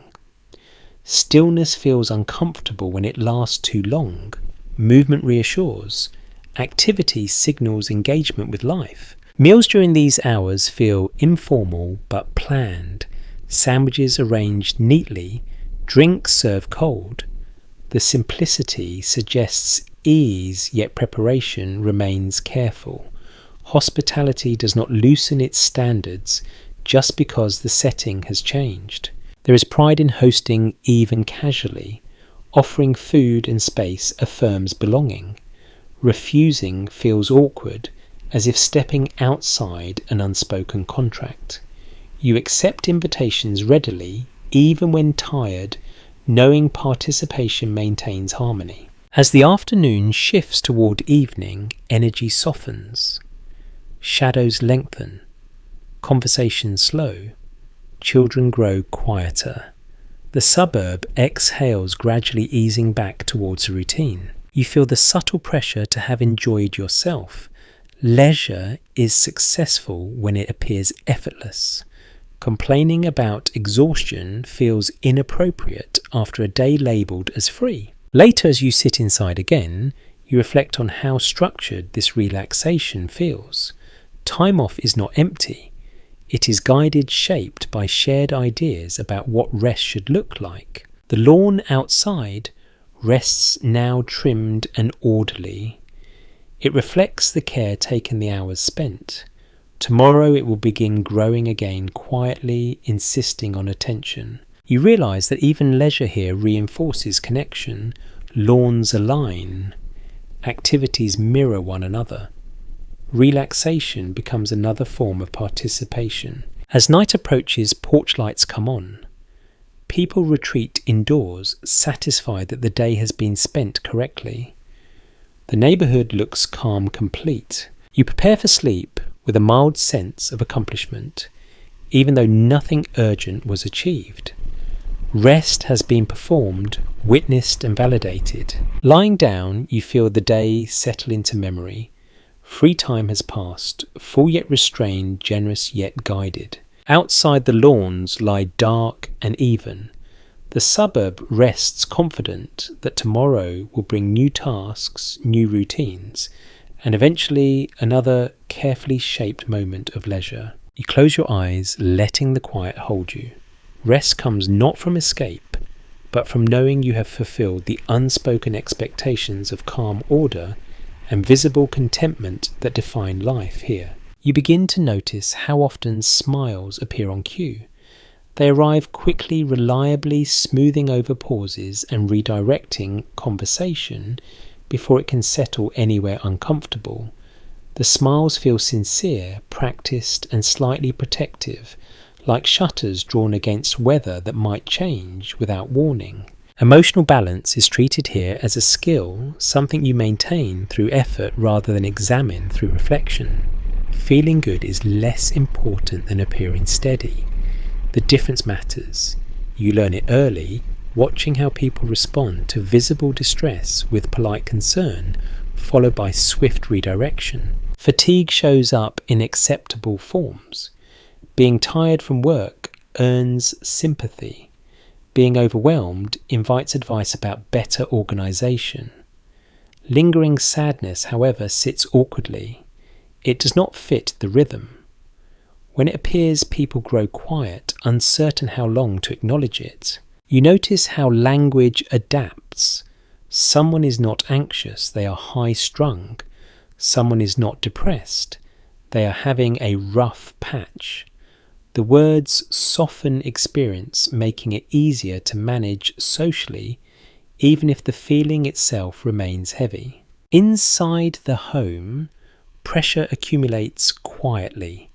Expectations are met, routines hold. Yet there are moments when the effort required to maintain calm feels heavier than the tasks themselves. You feel it late at night when the house finally grows silent and there is no one left to perform for. Sleep does not always arrive easily. Thoughts replay. Small worries expand. Did you say the right thing? Did you do enough? Did anyone notice something was off? These questions loop gently persistent but unspoken. The culture around you offers solutions but rarely questions. Rest more. Stay busy. Focus on gratitude. Advice leans practical, suggesting adjustment rather than exploration. Emotional discomfort is treated as something to be corrected, not understood. Medicine enters these spaces quietly. Pills appear in bathroom cabinets, taken with water and discretion. They promise steadiness, relief, balance. The goal is not transformation, but function. Feeling better means feeling normal again. You notice how rarely people talk openly about inner lives. Conversations skim surfaces. Topics shift easily. Depth feels risky. Vulnerability threatens the shared illusion that everyone is managing just fine. There is comfort in this restraint. You do not have to explain yourself fully. You do not have to listen deeply either. The emotional economy runs smoothly when everyone stays within acceptable bounds. Yet you sense the cost in small ways. A neighbour lingers a little too long during a brief conversation, as if hoping something might open. A friend laughs loudly at something that is not particularly funny. These moments pass quickly absorbed back into routine. Children pick up on this atmosphere without being told. They learn which emotions earn comfort and which earn correction. Tears are allowed briefly, then guided toward composure. Strength is praised. Sensitivity is managed. You recall evenings when silence stretches unexpectedly. The television fills it easily, offering distraction without demand. The screen asks nothing personal. It does not require honesty. It offers company without intimacy. In social gatherings, emotional range narrows further. Cheerfulness dominates. Problems are shared, lightly framed as anecdotes rather than confessions. The goal is connection without discomfort. You realise how rarely anyone asks how you are feeling and waits for a real answer. The question appears often, but it functions more as greeting than inquiry. The expected response arrives automatically. Fine, busy, doing well. Inside yourself, feelings continue regardless of permission. Stress accumulates. Doubt flickers. Longing appears without explanation. These inner movements do not stop just because they are inconvenient. The house absorbs these emotions quietly. Walls hold secrets. Bedrooms witness tears that do not make it into daylight. The architecture offers privacy even from oneself. There are moments when you consider reaching out, speaking more honestly. The idea feels heavy. What if it disrupts something? What if it lingers too long? You decide against it, telling yourself it is not necessary. The suburb rewards composure. Those who maintain it move easily through social life. Those who falter feel exposed even when supported. Stability becomes a form of currency. You sense how exhaustion here is not always physical. It comes from constant regulation, monitoring tone, managing reactions, maintaining balance. The effort is invisible but real. Late at night, when the neighbourhood sleeps, you lie awake listening to the faint hum of appliances, the distant sound of a passing car. In this quiet, emotions feel louder. There is no audience now, no expectation. You breathe slowly, letting thoughts drift without judgment. The day has been full of roles and routines. The night offers a brief suspension of performance. Tomorrow, you will wake and reassemble yourself easily. The smile will return when needed. The tone will adjust. The system will continue to function. For now, you rest in the dark, acknowledging feelings without needing to resolve them. The suburb does not demand anything from you at this hour. Sleep arrives gently, not as escape, but as permission to stop holding everything in place. The quiet holds you unobserved, unmeasured. Outside houses remain still, each one containing its own version of this silence. Behind many closed doors, similar thoughts unfold unshared, yet familiar. The suburb looks peaceful from the outside. Inside, hearts beat steadily, carrying more than they show. And in this shared restraint, you find a strange, muted comfort, knowing you are not alone in feeling this way, even if no one ever says it aloud. Morning routines continue without interruption, even as small glass bottles begin to appear in bathroom cabinets and bedside drawers. They are modest, labelled neatly and handled with care.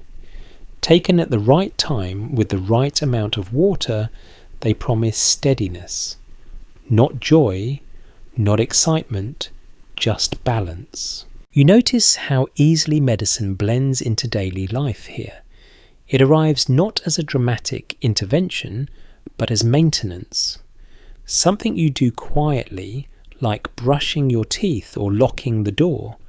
The goal is simple: keep things running smoothly. Doctors are trusted, figures, voices of calm authority who speak with confidence about nerves, sleep appetite and energy. Appointments are brief, advice is practical. The expectation is improvement, not introspection. If something interferes with your ability to function, there is likely something to take for it. Advertising reinforces this message gently. Magazine pages show relaxed faces, tidy homes, smiling families. The implication is subtle but clear. Feeling off is a temporary inconvenience. Relief is available. You do not need to change your life. You just need the right support. You notice how often the word normal appears in these conversations. The aim is not to feel extraordinary, but to return to a baseline that allows routines to continue. Normal becomes a destination carefully defined by productivity and composure. At the kitchen table, pills are taken without ceremony. Children watch and absorb the lesson. Discomfort can be managed. Solutions come from outside. The body and mind are systems that require adjustment, not exploration. Sleep improves for some. Tension softens.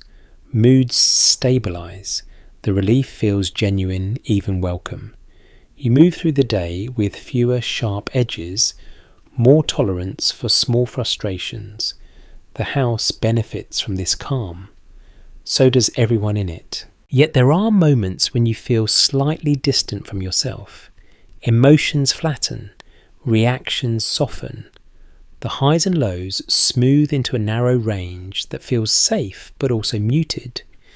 You wonder briefly if this is the cost of stability. Conversations about medicine remain discreet. No one discusses dosages or side effects openly. Privacy protects dignity. Taking something is acceptable. Talking about why feels unnecessary, even impolite. You notice how often people frame medication as temporary, even when it becomes long-term. This framing keeps hope intact. The idea that life might require ongoing support feels heavier than necessary. It is easier to believe things will eventually return to their proper place. Children grow up with this quiet understanding. Adults manage themselves with tools. Emotional difficulty is not shameful, but it is something to be handled efficiently. They learn to value control over curiosity. In the evening, you sit quietly, noticing how steady you feel. The day unfolded without friction, tasks were completed, conversations flowed easily, no one raised their voice. The system worked. Yet beneath that success, a faint question lingers. Are you calmer because things are resolved or because they are being held down? The question does not demand an answer. It passes like a cloud. The house settles around you comfortable and familiar. Medicine cabinets close softly. Labels face outward. Order is restored. You prepare for bed with the same care you apply to everything else. Lights are turned off. Doors are checked. The day ends cleanly without mess. As you lie down, you reflect on how much trust you place in these small interventions. They ask little of you beyond consistency. In return, they offer predictability. In a world that values smooth functioning, that feels like a fair exchange. Sleep comes more easily tonight. Thoughts drift without snagging. The edges of worry blur. You sink into rest, grateful for the quiet. Outside, the suburb remains unchanged. Porch lights glow. Streets stay still. Behind many windows, similar routines unfold, each one supported by small private acts of maintenance. Morning will come again. The routine will resume. Bottles will be opened. Water will be poured. Life will move forward steady and contained. For now, you rest within this careful balance, held by systems designed to help you keep going. The night offers no judgment, only silence. You breathe slowly, evenly. The promise of normal settles around you like a blanket, and as sleep deepens, the world recedes, leaving only the quiet assurance that tomorrow can be managed one small step at a time. The invitation arrives days in advance, written neatly or delivered in passing, with a smile that lingers just long enough to make refusal awkward. A gathering. Nothing formal, just a few neighbours, some food, a chance to unwind. You accept easily already, picturing the evening unfolding the way it always does. As the day approaches, preparation begins quietly. Clothing is chosen with care, aiming for relaxed without careless. Dishes are planned that travel well, taste familiar, and invite compliments without effort. You rehearse small talk while folding napkins, the words settling into place like furniture arranged before guests arrive. When you step into the host's home, the atmosphere greets you before the people do. Lights glow warmly. Music plays low and steady. The air smells of cooked food and something sweet. Laughter rises and falls in predictable waves. Everything feels inviting, designed to put you at ease. You move through the room, greeting faces you know well enough to feel comfortable, but not well enough to feel exposed. Compliments are exchanged easily. The house looks lovely. The food smells wonderful. Someone laughs at the right moment. Someone else refills a glass before it empties.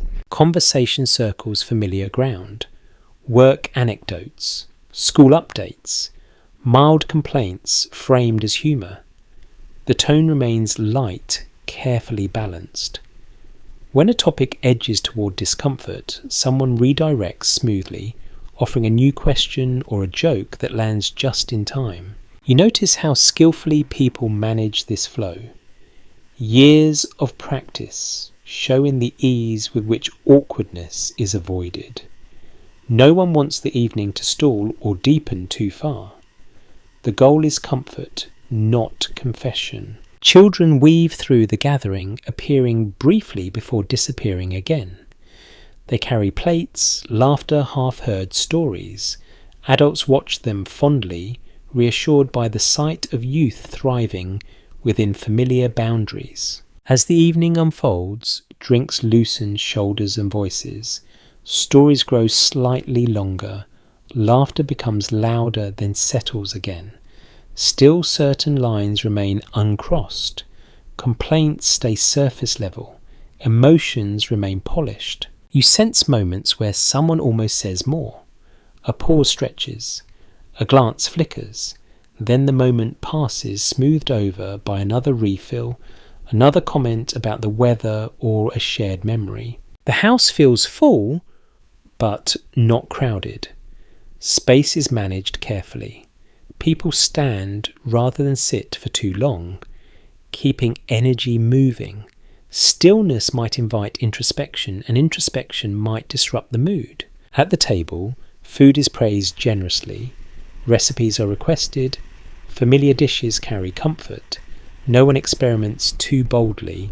Predictability is welcome here. It reassures. You notice how often people laugh at things they have heard before. The laughter feels genuine, but also communal. Shared reactions reinforce belonging. Being part of the rhythm matters more than novelty. As the night progresses, departures begin gradually. No one leaves abruptly. Goodbyes are extended, layered with promises to meet again soon. Coats are retrieved. Containers are returned. Gratitude is expressed warmly, but not excessively. Outside, the cool air feels grounding after the warmth indoors. You breathe more deeply, shoulders dropping slightly. The house behind you remains bright laughter, still audible through windows. Walking home, you replay moments from the evening. Nothing stands out dramatically.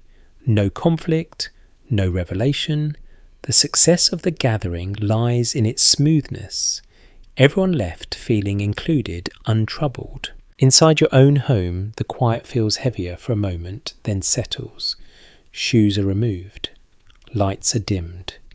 The evening closes neatly without residue. You reflect on how gatherings like this reinforce the suburb's calm. They offer connection without vulnerability, companionship without complication. They remind you that you belong as long as you follow the unspoken rules. Lying in bed, you think briefly about the things not said, the stories left unfinished, the emotions kept carefully contained. The thought drifts without weight. This is not the place for unpacking. Sleep arrives gently, carrying the hum of voices and laughter with it.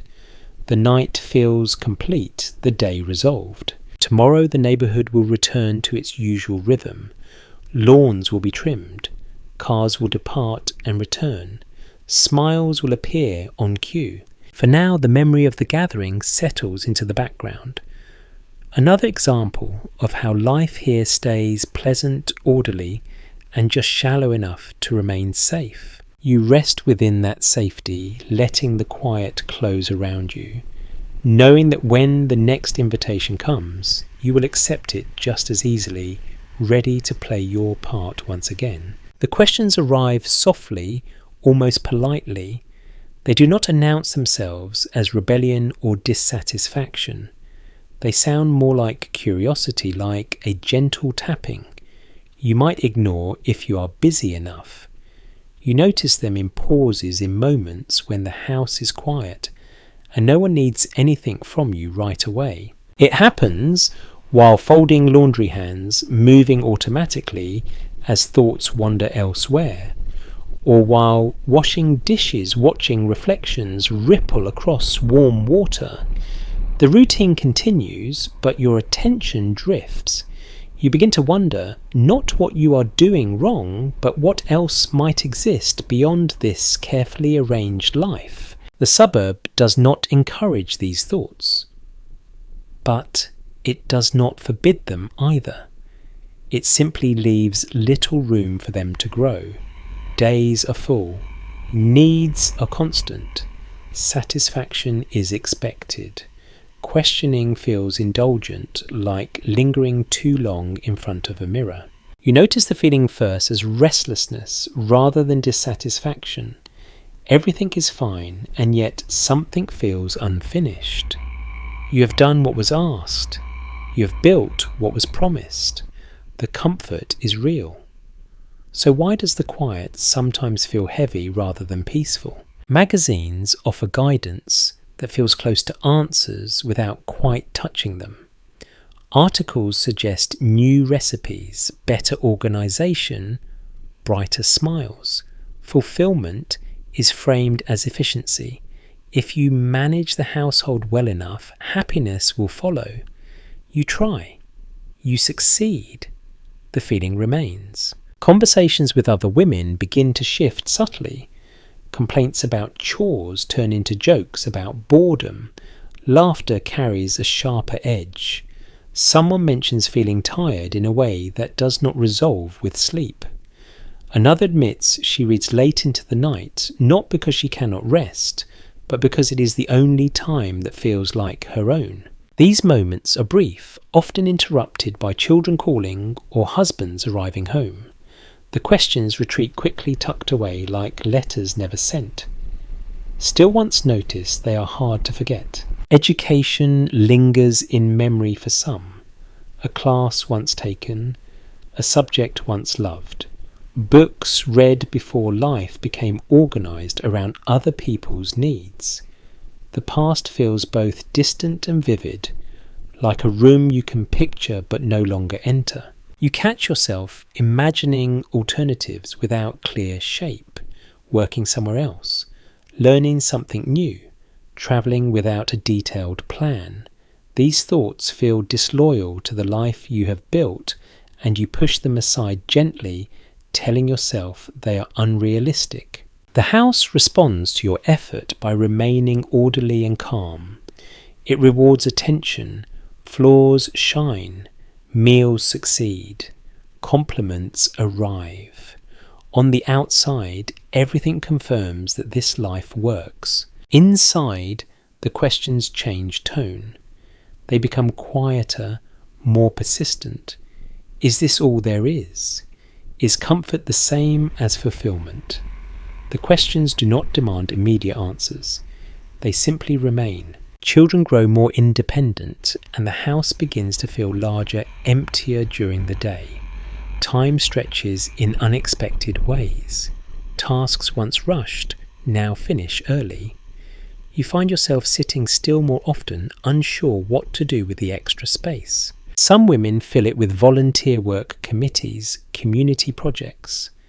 These roles offer purpose and recognition without disrupting expectations.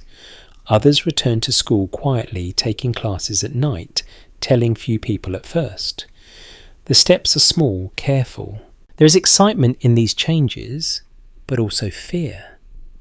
What if you want more than you are allowed to want? What if wanting more makes you ungrateful? The internal negotiation is constant, rarely visible to anyone else. The suburb notices these shifts slowly. New conversations appear. Articles circulate. Television programs hint at broader possibilities.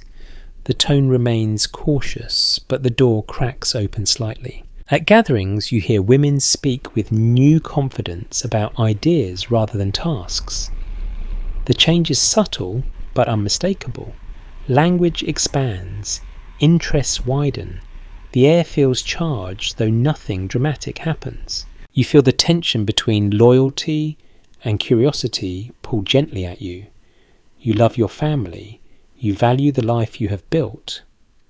You also sense that you are more than the role you perform so well. Evenings become moments of reflection. After the house settles, you sit quietly, noticing your own thoughts without rushing to manage them. This stillness feels unfamiliar but necessary. You realize that questioning does not immediately dismantle anything. The house remains. The routines continue. The world does not collapse because you wonder. This realization brings a surprising sense of relief. The questions do not resolve themselves. They're not meant to, at least not yet. They simply mark a shift in awareness. Once you see the edges of your life, you cannot unsee them. Sleep comes differently now. Dreams feel fuller, more active. You wake with ideas that fade quickly, but leave an impression behind. Something inside you is waking too. The suburb continues to function smoothly, unchanged on the surface. Lawns stay trimmed, schedules hold. Yet beneath that stability, a quiet movement begins, one that does not ask permission. You lie in bed listening to the house breathe around you. You are not unhappy. You are not restless enough to leave. You are simply aware. That awareness settles beside you like a companion, not demanding just present. It reminds you that life can expand even when nothing seems to change. As sleep takes you, the questions remain unanswered, but they no longer feel threatening. They feel like the beginning of something still unnamed, still distant, but undeniably real. Pressure settles differently on the men in this place. It does not swirl or spike. It presses downward, steady and quiet, like a weight you grow used to carrying because you never remember setting it down. You notice it in the way mornings begin without hesitation, in the certainty that there is somewhere you must go and something you must sustain. The role feels clear. You provide. You protect. You endure. These ideas are not debated at the breakfast table. They are assumed, passed down through glances and habits rather than instruction. Success is measured less by joy than by reliability. Showing up matters more than how you feel about it. You feel the expectation the moment your feet touch the floor each morning. The house depends on motion. Bills will arrive. Groceries will need purchasing. Children will grow and require more with each passing year. The future stretches out in a long line of responsibility, and you step into it without pause. At work, effort is rewarded with steady income rather than praise. You learn to take pride in consistency. Advancement matters, but stability matters more. Risk feels dangerous when others rely on you. Ambition becomes careful, shaped by caution rather than curiosity. Conversation among men circles predictable ground. Work challenges, commutes, repairs. The tone remains practical. Complaints are framed as jokes. Fatigue becomes a badge of honour, proof that you are carrying your share. Emotions find limited outlets. Frustration escapes through silence or short tempers that vanish quickly. Worry hides behind concentration. Sadness rarely finds language at all. You tell yourself that these feelings are temporary, manageable, not worth slowing down for. There are moments when the pressure surfaces unexpectedly. A late bill, a car that will not start, a child asking a question you cannot easily answer. In these moments, the weight feels heavier, closer to the surface. The house offers both comfort and reminder. It shelters you, but it also reflects your success or failure back at you. Every improvement feels earned. Every crack feels personal. Maintenance becomes symbolic. If you keep things working, you are doing your job. Even leisure carries responsibility. Rest is allowed, but only after tasks are complete. Idleness feels uncomfortable, like neglect. You relax more easily when your hands are busy fixing something, adjusting something, improving something. You notice how rarely men gather without a purpose. Projects justify togetherness. Sports provide structure. Silence fills gaps between words, comfortably, but rarely invites vulnerability. Children watch closely. They learn what strength looks like here. They see endurance. They see sacrifice. They also see distance. You wonder sometimes what lessons they take from that, but the thought passes quickly. There is work to do. Evenings bring relief, but not release. The day ends, yet responsibility does not. You remain alert, listening for sounds that need addressing. The role does not fully turn off. There are nights when exhaustion settles deep, heavier than sleep alone can cure. You lie awake briefly calculating future expenses, imagining worst-case scenarios, rehearsing solutions.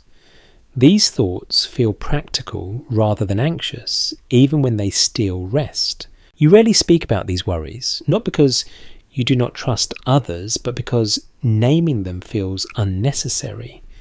Handling things quietly feels like part of the job. Pride grows slowly in this environment. It does not announce itself.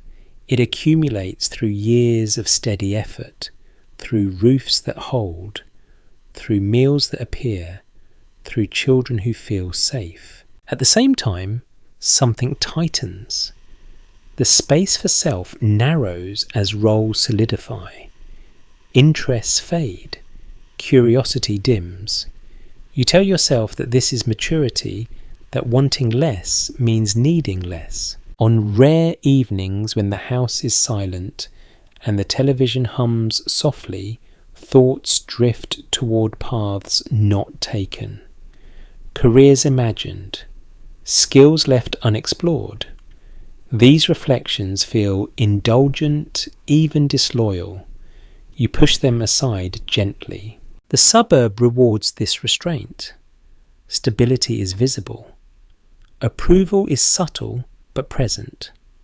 You are respected for consistency, not expression. As night deepens, you move through familiar routines one last time. Locks are checked. Lights are turned off. The house settles around you, steady and intact. In bed, the weight finally lifts slightly. Sleep arrives heavy and deserved. Tomorrow will require the same endurance, the same reliability. You will meet it as you always do. Outside, other houses mirror this quiet resolve. Behind many closed doors, similar thoughts unfold, unspoken but shared. You drift into sleep, knowing that your role holds everything together, even when it holds you tightly in return. The pressure does not disappear. It simply becomes part of who you are. The rules arrive through screens and pages rather than voices. You rarely hear them stated outright, yet you know them well. They live in what is shown, what is praised, what quietly disappears. Culture here does not shout its limits. It teaches them gently, repeatedly, until they feel like common sense. You notice it first in what the television allows into the living room. Programs end before anything becomes too complicated. Conflicts resolve neatly. Families return to balance within half an hour. Characters who drift too far from acceptable paths are corrected, softened, or removed altogether. The message is subtle but persistent. Order is preferable. Resolution is required. Music follows similar lines. Certain songs feel welcome. Others feel inappropriate, even if you cannot explain why. Lyrics that question too much or linger too long on discomfort are turned down, dismissed as noise or phase. What remains fills the space comfortably familiar and reassuring. Books on shelves reflect these choices. Titles suggest improvement, success, guidance. Stories celebrate perseverance and reward conformity without naming it as such. Tales that challenge structure too openly feel out of place, better suited for somewhere else, some other time. You notice how censorship rarely feels like restriction. It feels like protection, shielding children, preserving values, keeping things wholesome. These reasons sound reasonable, even kind. They make it easy not to ask what is being kept out. Conversations echo this filtering. Certain topics trail off quickly, jokes land safely, opinions soften before becoming sharp. You learn to phrase disagreement carefully, if at all. Harmony depends on restraint. Schools reinforce these boundaries gently. Reading lists avoid controversy. Lessons emphasize unity. Questions that wander too far are redirected kindly. Curiosity is encouraged, but only within approved corridors. You sense how reputation becomes fragile under this system. Being labelled difficult or inappropriate carries weight. It does not require punishment. It simply limits opportunity. Approval matters more than expression. Children learn quickly which interests draw praise and which invite concern. They adjust accordingly. Hobbies shift. Opinions quiet. Belonging proves more valuable than honesty. Inside the home, parents monitor content without seeming strict. Channels are changed casually. Books are set aside. Explanations are brief. This is not for you. You will understand when you are older. The boundary holds without conflict. There is comfort in this clarity. Knowing where lines exist reduces anxiety. Life feels manageable when choices are narrowed. Freedom within structure feels safer than uncertainty without it. Yet something subtle is lost. Range diminishes. Exposure narrows. Curiosity adapts. You feel it in moments when something unfamiliar appears and instinctively feels wrong even before you understand it. You catch yourself reacting this way, surprised by your own response. The feeling passes quickly. Familiarity restores ease.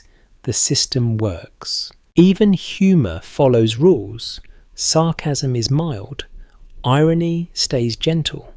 Laughter should unite, not isolate. Anything that risks discomfort is smoothed out before it lingers. At gatherings, shared entertainment reinforces these limits. Everyone enjoys the same shows. Quotes repeat. References overlap. Common ground grows easier to maintain when difference is trimmed away. You realise how rarely new ideas enter this space fully formed. They arrive filtered, softened, made safe. By the time they reach you, their edges are gone. Late at night, when television signs off and the house grows quiet, thoughts wander beyond approved boundaries. You imagine stories that do not resolve neatly, characters who do not return to balance, endings that remain open. These thoughts feel slightly dangerous, like secrets you keep from yourself during daylight hours. They do not last long. Fatigue pulls you back toward rest. The suburb rests on agreement, shared values, shared tastes, shared limits. Culture here is curated carefully, ensuring that nothing disrupts the calm for long. You move through these channels easily, rarely bumping against the edges.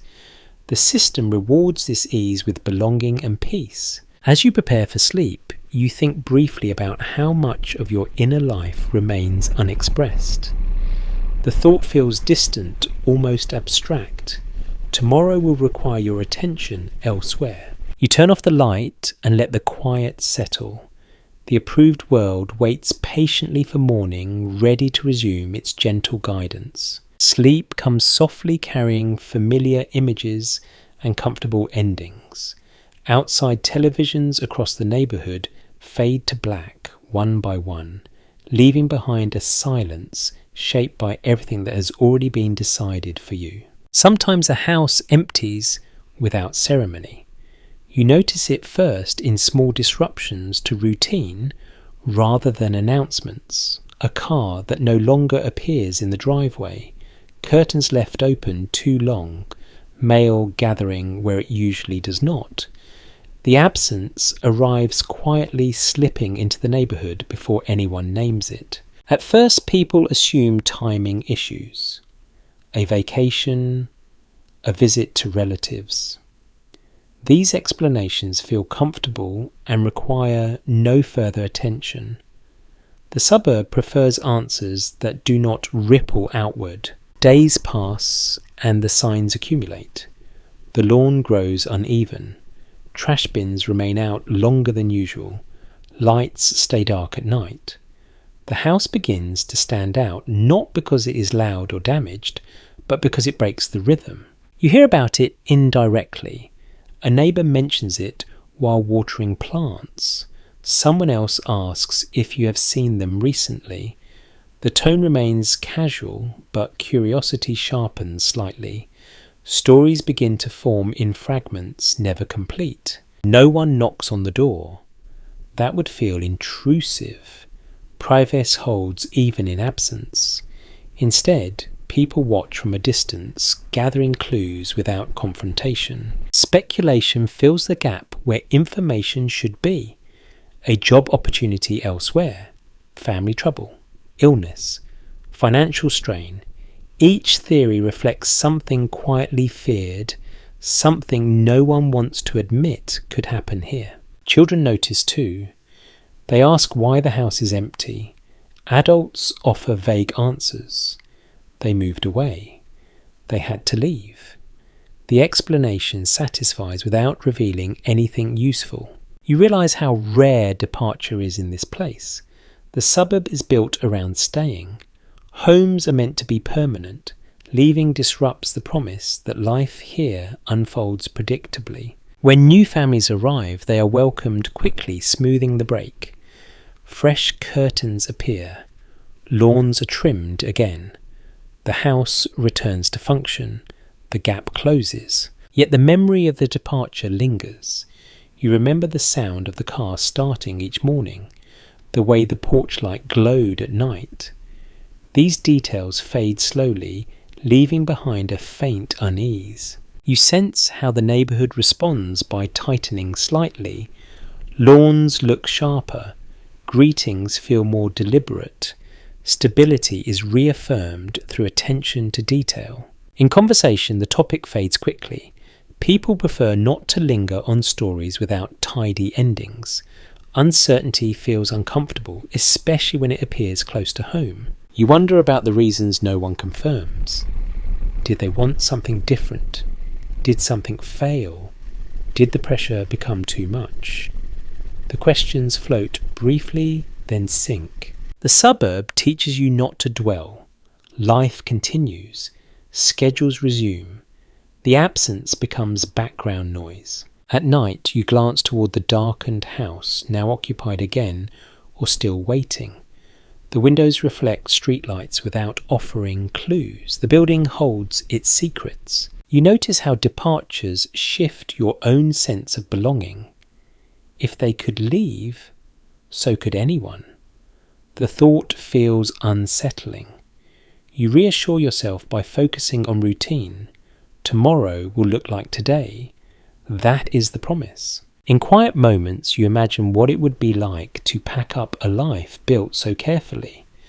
To step outside the familiar pattern, the image feels both frightening and strangely light. You push the thought aside. This place values continuity. Thinking about leaving feels disloyal, almost ungrateful. The neighbourhood settles again, absorbing the change without comment. Another story ends without explanation, leaving only a faint trace. As you prepare for sleep, the house around you feels solid and reassuring. You belong here, at least for now. Outside, the street remains calm, lined with houses that look identical in the dark. One by one, porch lights turn off. The suburb closes its eyes, confident that stability will return fully by morning. You drift into sleep with the quiet knowledge that not every story here ends neatly, even if most pretend to. The absence remains not as a warning, but as a reminder that the calm depends on staying in place. The image holds for a long time before it begins to blur. From a distance, the suburb still looks exactly as it was promised. Clean lines, calm streets, children safe inside their routines, adults steady in their roles.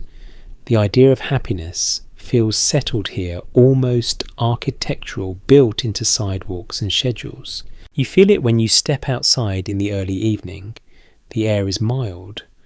Lawns lie even and obedient. Houses glow softly as lights switch on at nearly the same moment. From this angle, everything appears complete. If someone asked whether life here works, the answer would seem obvious. And yet something has shifted. Not dramatically, not enough to name easily, just enough to make the picture feel slightly flatter than it once did, as if the colours have faded a shade without anyone touching them. You notice it in yourself first, in the way satisfaction feels quieter than it used to. Achievements still arrive, but they land gently without the surge of excitement you expected. Comfort remains, but it no longer surprises you.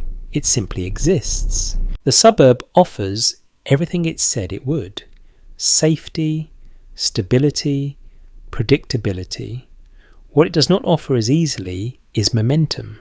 Once the initial effort of arrival fades, days begin to resemble one another closely.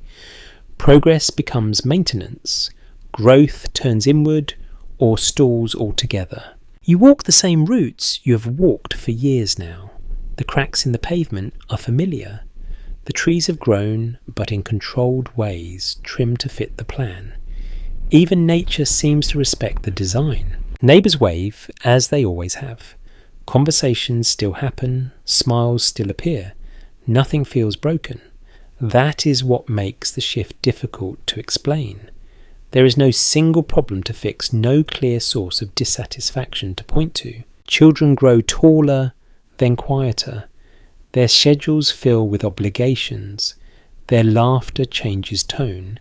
Parents adjust, without comment, accepting each stage as it arrives. The future continues, but it feels narrower than it once did. You realise how often happiness here is described in past tense. Remember when we first moved in? Remember when the kids were little? The best moments feel safely behind you, framed as memories rather than possibilities. Entertainment continues to reassure. Stories end well. Problems resolve. The television insists that balance is always recoverable. You watch comforted and unconvinced at the same time. In quiet moments, you find yourself measuring life, not by joy, but by absence of trouble. Nothing is wrong. That becomes the standard. The goal is to avoid disruption rather than pursue fulfillment. You sense this mindset spreading gently through the neighbourhood. People talk about holding on to what they have, protecting values, preserving the way things are. Change feels threatening, not exciting. At gatherings, the same stories circulate, the same jokes land. The familiarity feels warm, but also limiting.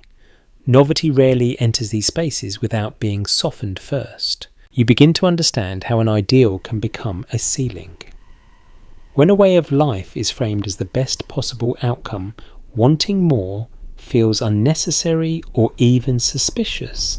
Satisfaction becomes something you perform rather than experience. Late at night, when the house settles fully, you lie awake, noticing the quiet. It feels heavier now, less like peace, more like stillness. The difference is subtle, but it matters. You wonder whether this feeling is personal or shared, whether others lie awake too, noticing the same flattening of days. The thought brings a strange comfort. If the feeling is collective, perhaps it means something is changing. Morning arrives as always. Coffee is poured. Schedules resume. The routine absorbs you quickly, smoothing the edges of thought. There is relief in returning to structure. Reflection requires energy that daily life does not always leave room for. Still, the image has cracked just enough to let light through. You see the suburb more clearly now, both its strengths and its limits. It has given you safety. It has given you order. It has also asked you to stop asking certain questions. You move through the day with this awareness tucked quietly inside you. You do not announce it. You do not act on it yet. You simply carry it. Outside, the neighbourhood continues to look perfect. From the road, from photographs, from memory. It delivers exactly what it promises and nothing more. As evening falls, porch lights glow again. The picture reforms smooth and inviting. Anyone passing by would see nothing but success. Inside, you sit quietly feeling the difference between looking happy and feeling alive. The two have begun to separate slowly without conflict. You do not resent the suburb for this. It did what it was designed to do. It created stability. It reduced risk. It made life manageable. But now that manageability feels like a pause rather than a destination, a holding pattern rather than a journey. You rest with that thought as the night deepens.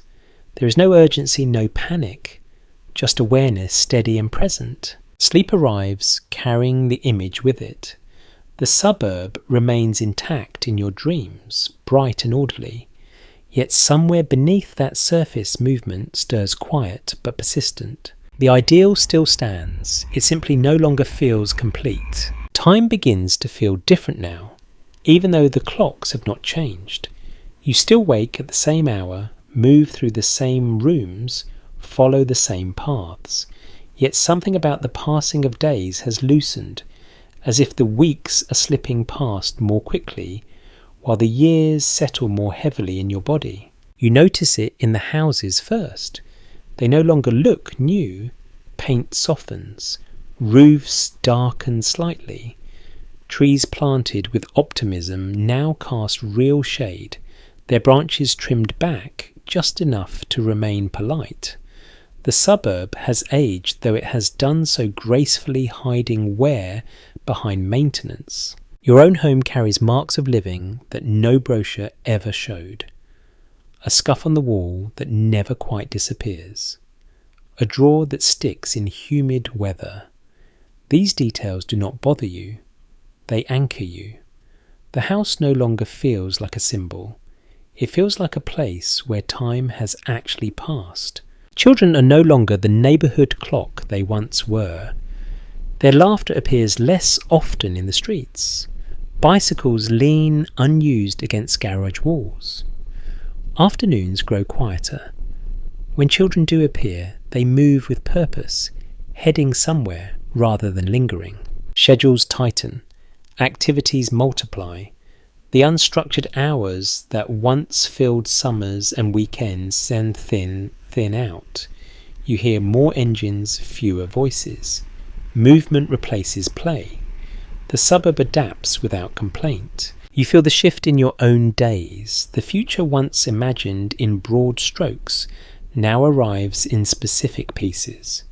College brochures, career discussions, retirement plans whispered without urgency but never forgotten. The horizon feels closer, more defined. Conversations change accordingly. People talk less about what they might do someday and more about what they should do next. Practicality moves to the centre. Dreams adjust their scale. The television reflects this shift subtly. Programming grows more serious. News segments feel longer. Stories linger on complexity rather than resolution. The world seems to press closer to the living room, harder to keep at a comfortable distance. You notice how often you look backward now, measuring progress against memory. Remember when the street felt new. Remember when the house echoed with noise. These reflections do not carry regret exactly, but they do carry weight. The suburb responds to this passage of time by reaffirming itself.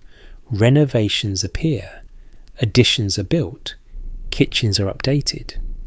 These changes keep the surface fresh even as the underlying rhythm remains the same. You participate in this maintenance willingly, fixing, improving, updating.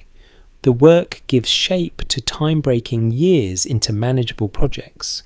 Completion brings satisfaction even if it does not change how quickly seasons pass. Neighbours age alongside you, faces soften, hair greys, conversations slow slightly. There is comfort in this shared progression. You are not moving through time alone.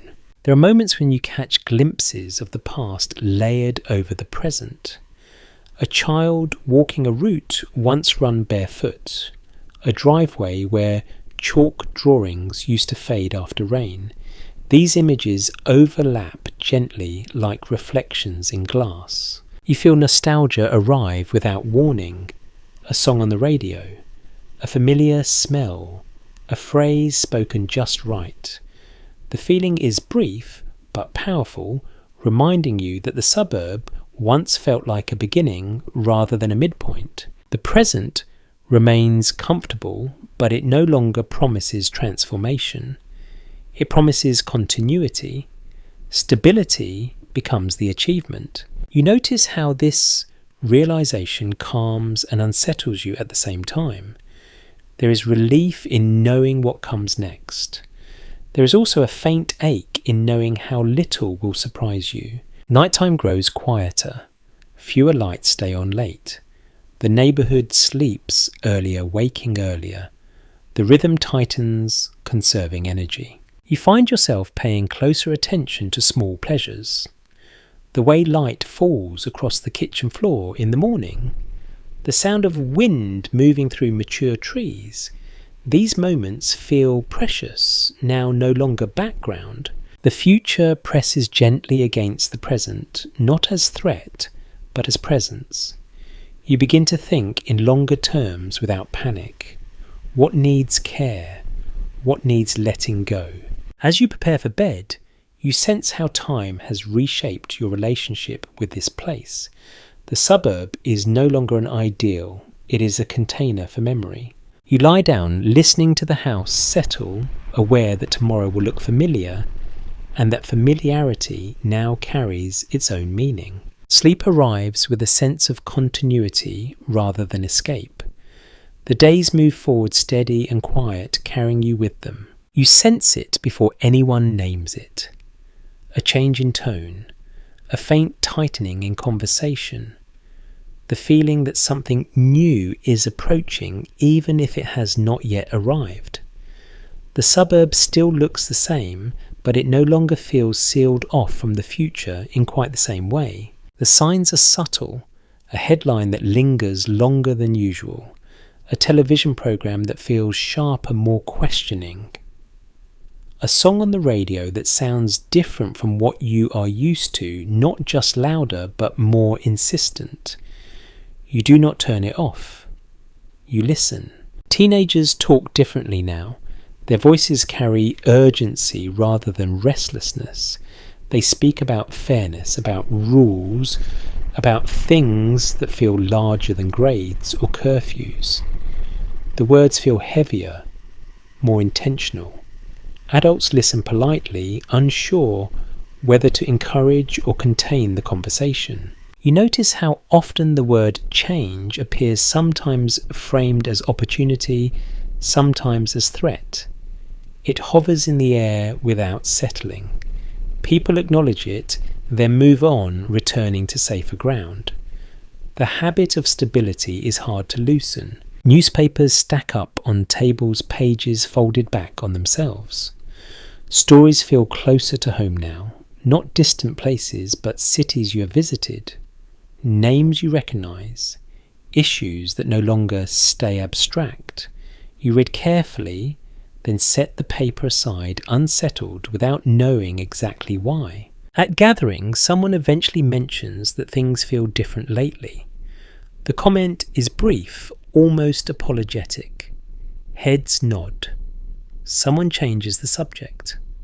The moment passes, but the acknowledgement remains tucked into memory. Children bring home new questions from school. They ask why things are the way they are, why some rules exist, why some voices are louder than others. The answers feel harder now. You pause longer before responding. The suburb continues to offer its familiar comforts. Lawns remain trimmed, stores stay stocked, schedules hold. Yet the sense of permanence begins to feel thinner, like a surface stretched too tightly. You feel it most strongly at night. Lying awake, listening to distant traffic, you imagine roads leading somewhere else. Not necessarily away from here, but towards something not yet defined. The future no longer feels like an extension of the present. It feels like a turn. The television shows crowds gathering elsewhere, people speaking loudly, signs held high. The tone is not calm, but it is purposeful. You watch with mixed feelings: concern, curiosity, a quiet recognition that something important is unfolding. You notice how often people compare the present to the past now. Remember when things were simpler? Remember when everyone agreed? These phrases surface gently, carrying both longing and unease. The suburb responds by holding tighter to its routines. Familiar holidays are celebrated with extra care. Traditions are emphasized. The known feels safer when the unknown presses closer. At the same time, cracks widen slightly. Hairstyles change more noticeably. Clothing shifts faster. Language evolves. These changes do not disrupt daily life, but they signal momentum. You realise that the children who once defined the rhythm of the neighbourhood are nearly grown. They will soon step beyond its boundaries, carrying with them ideas shaped here, but no longer contained by it. The thought brings pride and worry in equal measure. Conversations with neighbours grow more reflective. People talk about what kind of world their children will inherit. The tone remains cautious, but the concern is genuine. The future feels less predictable now. You sense that the suburb cannot remain exactly as it is. It will adapt as it always has, but adaptation requires letting go of the illusion that things can stay frozen. The idea unsettles you even as it feels necessary. Late evenings become moments of quiet reckoning. You sit with the lights low, thinking about the years behind you and the years ahead. The midpoint becomes visible even if you do not name it as such. You wonder how much of what you value here will endure. The calm, the safety, the sense of order. You also wonder what must change for something new to grow. The questions coexist without answers. Outside, the neighbourhood looks peaceful as ever. From the streets, nothing appears different. Yet beneath that surface, expectations shift. The future leans in closer waiting. Sleep comes later now, not from worry, but from alertness. You are listening for something even if you do not know what it is. The night feels charged alive with possibility. When morning arrives, it does so quietly, like every other morning. Coffee is poured, schedules resume. The suburb performs its normalcy with practiced ease. But you know that this ease has a new quality. It feels temporary, like a pause between movements, rather than a final resting place. You move through the day carrying that awareness lightly. You do not rush. You do not panic. You simply notice. As evening falls, the sky glows with familiar colours. Porch lights come on. Families gather indoors. The rhythm holds for now. You lie down later, letting the quiet settle. The future does not announce itself with noise or urgency. It waits patiently, confident that its presence has already been felt. Sleep arrives with images of roads, branching of doors, opening of voices growing clearer. Tomorrow will still look like today, but not forever. And as you drift off, you understand that the suburb has reached the edge of its long beginning. What comes next will not erase what came before. It will simply ask it to change. Night settles differently now. Not heavier, not darker, just more aware of itself. You feel it as you move through the house, turning off lights that have been switched off thousands of times before. The actions are familiar, but the feeling behind them has shifted. Each small sound carries farther. Each pause feels intentional. You stand by a window and look out at the street one last time before bed.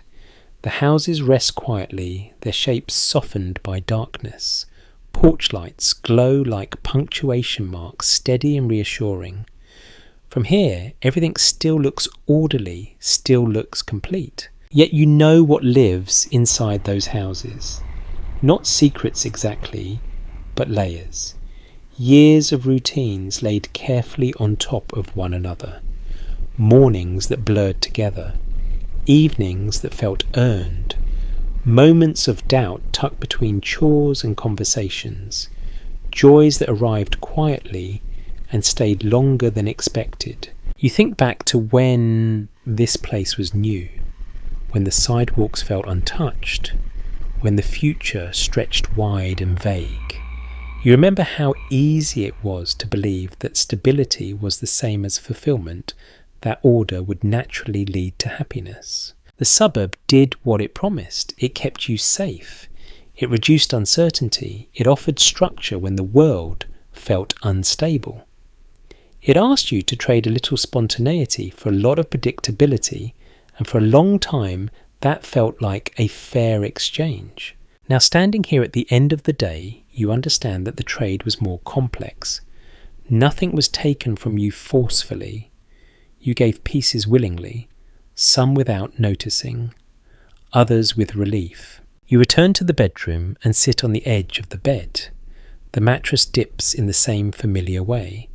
The room smells like clean fabric and night air. This space has held you through countless endings and beginnings, through ordinary days that turned out to matter more than you realised at the time. The suburb never asked you to be extraordinary. It asked you to be consistent, to show up, to maintain, to participate. In return, it offered belonging. For many years, that was enough. You lie down and let your body relax into the routine of rest. Breathing slows. Muscles release their quiet vigilance. The day loosens its grip. Outside, the street grows even quieter. The occasional car passes headlights, sweeping briefly across walls before moving on. Somewhere a door closes softly. Somewhere a radio clicks off. The neighbourhood settles into shared sleep. You realise that what life here offered was not perfection, but containment. A place where chaos was softened, where change arrived slowly enough to be manageable. That containment shaped you for better and for worse. As your eyes close, images drift through your mind. Lawns in morning light, children running home at dusk, dinner tables glowing warmly, televisions flickering in darkened rooms, cars lined neatly along curbs. These moments overlap, forming a mosaic of ordinary life. You feel gratitude without nostalgia, appreciation without longing. The suburb does not feel like a mistake. It feels like a chapter lived fully honestly with the tools available at the time. Sleep draws closer, now smoothing thoughts into softer shapes. The future no longer presses. The past no longer demands explanation. There is only the present moment, quiet and complete. Your breathing deepens. The house creaks gently, adjusting to the night. It has done this for years. It will continue to do so. You rest knowing that whatever comes next will build on what has been. The routines, the calm, the questions, the awareness. None of it disappears. It simply rearranges itself over time. The suburb sleeps with you steady and familiar, holding the memory of everything it was meant to be and everything it became. Wind down. Now the pace slows even further. There is nothing left to analyse, nothing left to resolve. You have walked through a life built on intention, repetition and quiet agreement. You have seen how it comforted you, how it shaped you, how it gently limited you without ever raising its voice. Let the images soften now. The straight streets blur into gentle curves. The houses lose their edges. The lights dim without switching off completely. Everything becomes less defined, more forgiving. You do not need to decide how you feel about any of it. Understanding is not required tonight. Reflection can wait. For now, it is enough to have noticed. Feel the weight of the day leave your body. Your shoulders loosen. Your jaw unclenches. The steady rhythm of your breath becomes the only thing that matters. Imagine the suburb at its quietest hour. No engines, no voices, just the faint hum of distance and the sense that everything is held in place for the night. Safe, still, unasking. You are allowed to rest here between past and future without needing to move in either direction. The story does not need a conclusion, it simply fades. As sleep deepens, thoughts dissolve into warmth. Memory becomes texture rather than narrative. The calm that once structured your days now supports your rest. Stay here a little longer. Let the quiet do its work. Nothing is expected of you now. And as you drift fully into sleep, know that this ordinary life, with all its patterns and pauses, was real, meaningful and enough. Sweet dreams.